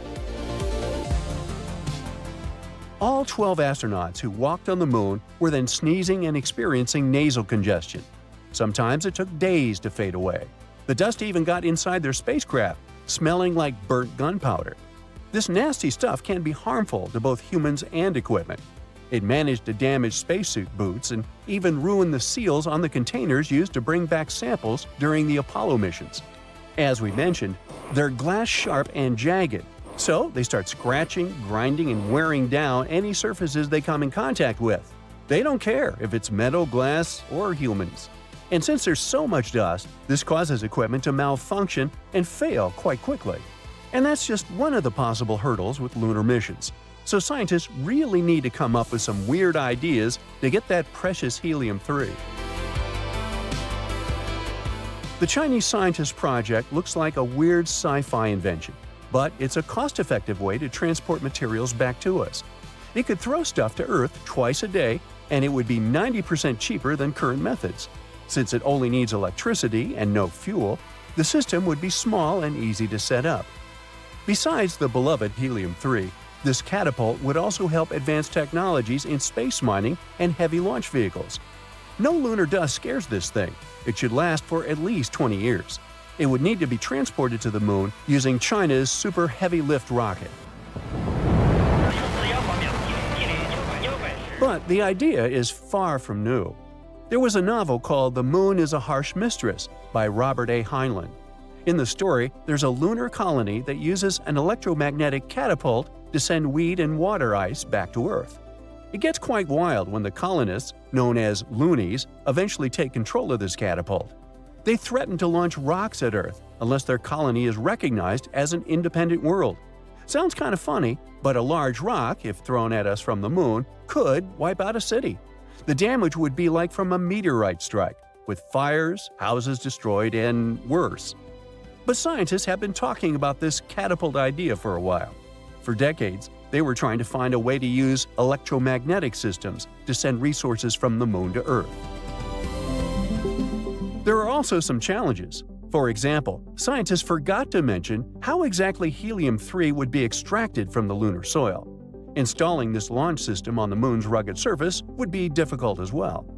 Also, they would need to make sure that the system remains stable at high speeds and that it could withstand the moon's extreme temperature changes, cosmic rays, and intense solar radiation. So, it would take some time to develop. China hopes to have the key components of the system ready by 2030. The full-scale operations might start by 2045. China has tons of plans for the moon. For example, they want to build a research station at its south pole by 2035. But China's not the only one in this space race. Considering that NASA plans to send humans on Mars by that time, oh boy, the 2030s will be a crazy decade for space exploration. There's also an American startup that's part of the lunar economy. The ones that plan to land astronauts on the moon have people actually living on our satellite in a decade or two. One of the goals of this colony is to boost economic growth and create new jobs. Most of them will likely involve some mining activities. And if there'd be 2 space colonies, well, they'll have to figure something out. Here's our home, good old Earth. Let's zoom out, way, way out, until we're roughly 100,000 light-years away. Okay, from here, it's possible to see our entire galaxy, the Milky Way. It looks like a huge shining disk in the dark. But new models suggest that what we can't see is that this bright disk is actually floating inside a giant pancake made of the mysterious dark matter. Ooh, pancakes. I'm getting hungry. Want to learn more? Well, follow me. The Milky Way is like a colossal spinning pinwheel in space. If you step outside on a clear night and get away from city lights, you'll see a bright milky band stretching across the sky. That glowing stripe is our galaxy, and we're looking at it from the inside. We're positioned on one of the outer arms, gazing toward the bright packed center. Our galaxy has close to 400 billion stars, and our Sun is just one ordinary star floating in that huge crowd. Yet, on a universal scale, our massive home is basically a single grain of sand on an endless beach. The observable universe spans over 93 billion light-years across. It holds billions of other galaxies. That's so many zeros, it's worth talking about them. So let's zoom back in. What does it mean to be sitting on a giant flat slab of dark matter? Well, regular matter creates everything we can actually look at. It builds glowing stars. It forms rocky planets. It even makes up your own body. Regular matter interacts with light, so our telescopes can measure it. Dark matter is the opposite. It is invisible. It does not reflect light. And as far as we can tell, it doesn't interact with light in any direct way. Scientists know that this hidden material exists because of what gravity gives away. The Milky Way spins at roughly 130 miles per second. At that speed, the outer stars should literally fling right off into empty space. They should fly away like water droplets spinning off a wet tennis ball. The gravity provided by all the visible stars is simply not strong enough to keep the galaxy intact. There has to be far more unseen mass creating extra gravity. That hidden mass is dark matter. It accounts for about 85% of all the material in the universe. It acts like an invisible skeleton keeping galaxies together. Without it, the Milky Way would rip itself apart. But dark matter is usually imagined as a giant round halo around a galaxy, almost like an invisible cocoon. This recent study suggests that on a much bigger scale, the Milky Way is sitting inside a broad dark sheet, something more like a pancake than a ball. Our region has 3 clues. Nearby galaxies form a flat structure. Huge voids sit next to it, and the local expansion looks oddly tidy. The study says those may all be parts of the same bigger shape. According to the model, the Milky Way and its neighbors may sit inside a much larger pancake-shaped concentration of dark matter stretching tens of millions of light-years, more like a broad, spread-out slab of invisible mass. That hidden mass could shape the whole neighborhood. It could help pull galaxies into a flatter arrangement instead of letting them spread more evenly in every direction. It could also help create emptier regions above and below that layer. It may even explain the smooth motion. If nearby galaxies are moving inside a much larger structure, then their paths are being guided by that structure.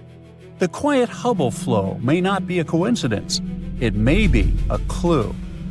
Now, astronomers did not see this dark sheet directly. They worked backward from motion.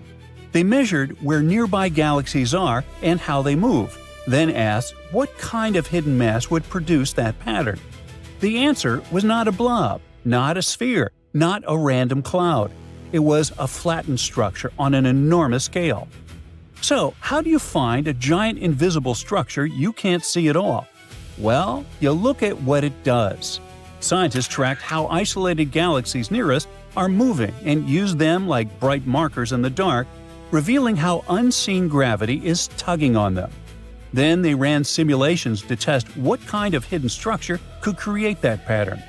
A big, invisible sphere did not fit very well because gravity from a round cloud would pull things inward more evenly. A broad, flat shape matched the observations far better. This flat structure reshapes how we explain our part of the universe. It acts like a huge invisible tabletop where galaxies tend to line up.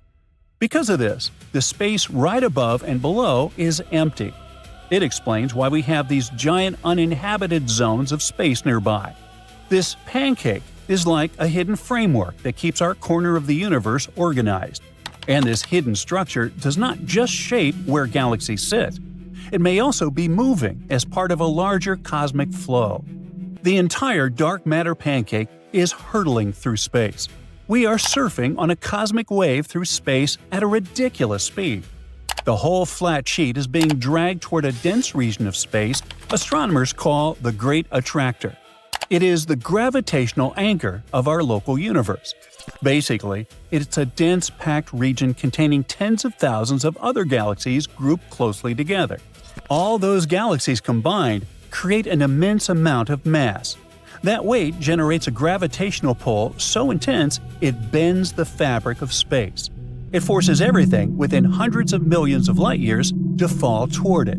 It acts like the low point in a giant cosmic landscape, pulling our entire dark matter pancake with it.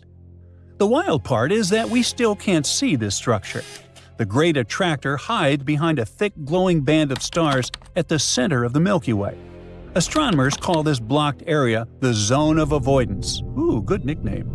Trying to look at it is like trying to admire a mountain through a completely mud-splattered car windshield. We know a massive cluster of galaxies is pulling us, but the dust and gas of our own galaxy block the view. Our dark matter pancake is actually just a tiny crumb inside a much larger structure. We belong to a colossal cosmic continent called Laniakea. That word means immense heaven in Hawaiian. It stretches 520 million light-years wide. It contains the weight of 100 million billion suns. The Great Attractor is the gravitational heart of this supercluster. Our flat neighborhood is sliding down a giant invisible funnel toward that center. The quiet Hubble flow keeps most of our distant neighbors drifting away peacefully. But there was supposed to be one major exception: the Milky Way crashing head-on into Andromeda. For years, that future collision sounded almost guaranteed, a huge galactic wreck. Stars flung around, two giant spirals blending into one monster galaxy. Except now, that prediction looks a lot shakier. Newer studies suggest the odds of a crash in the next 5 billion years are actually tiny, and even over 10 billion years, it is closer to a coin toss. So the universe may be canceling one of its biggest predicted disasters. So the discovery of this invisible flapjack changes how we look at the night sky. We used to believe glowing stars told the whole story. Now we know they're merely the sprinkles on top of an invisible pancake. The real architecture of the universe is mostly hidden from our eyes. Now, if all this talk about pancakes made you hungry, me too, here's a fun bit of trivia for the end. The famous Milky Way chocolate bar was not actually named after our galaxy. The creators named it after a hugely popular malted milkshake from the 1920s. They wanted to capture the exact flavor of a sweet diner drink in a solid candy block. But that's not the only coincidence. The company producing the Milky Way is called Mars. That title has absolutely zero connection to the red planet next door. It was simply the last name of the company's founder, Frank Mars. Since we now know our huge galactic home rests right on top of an invisible pancake,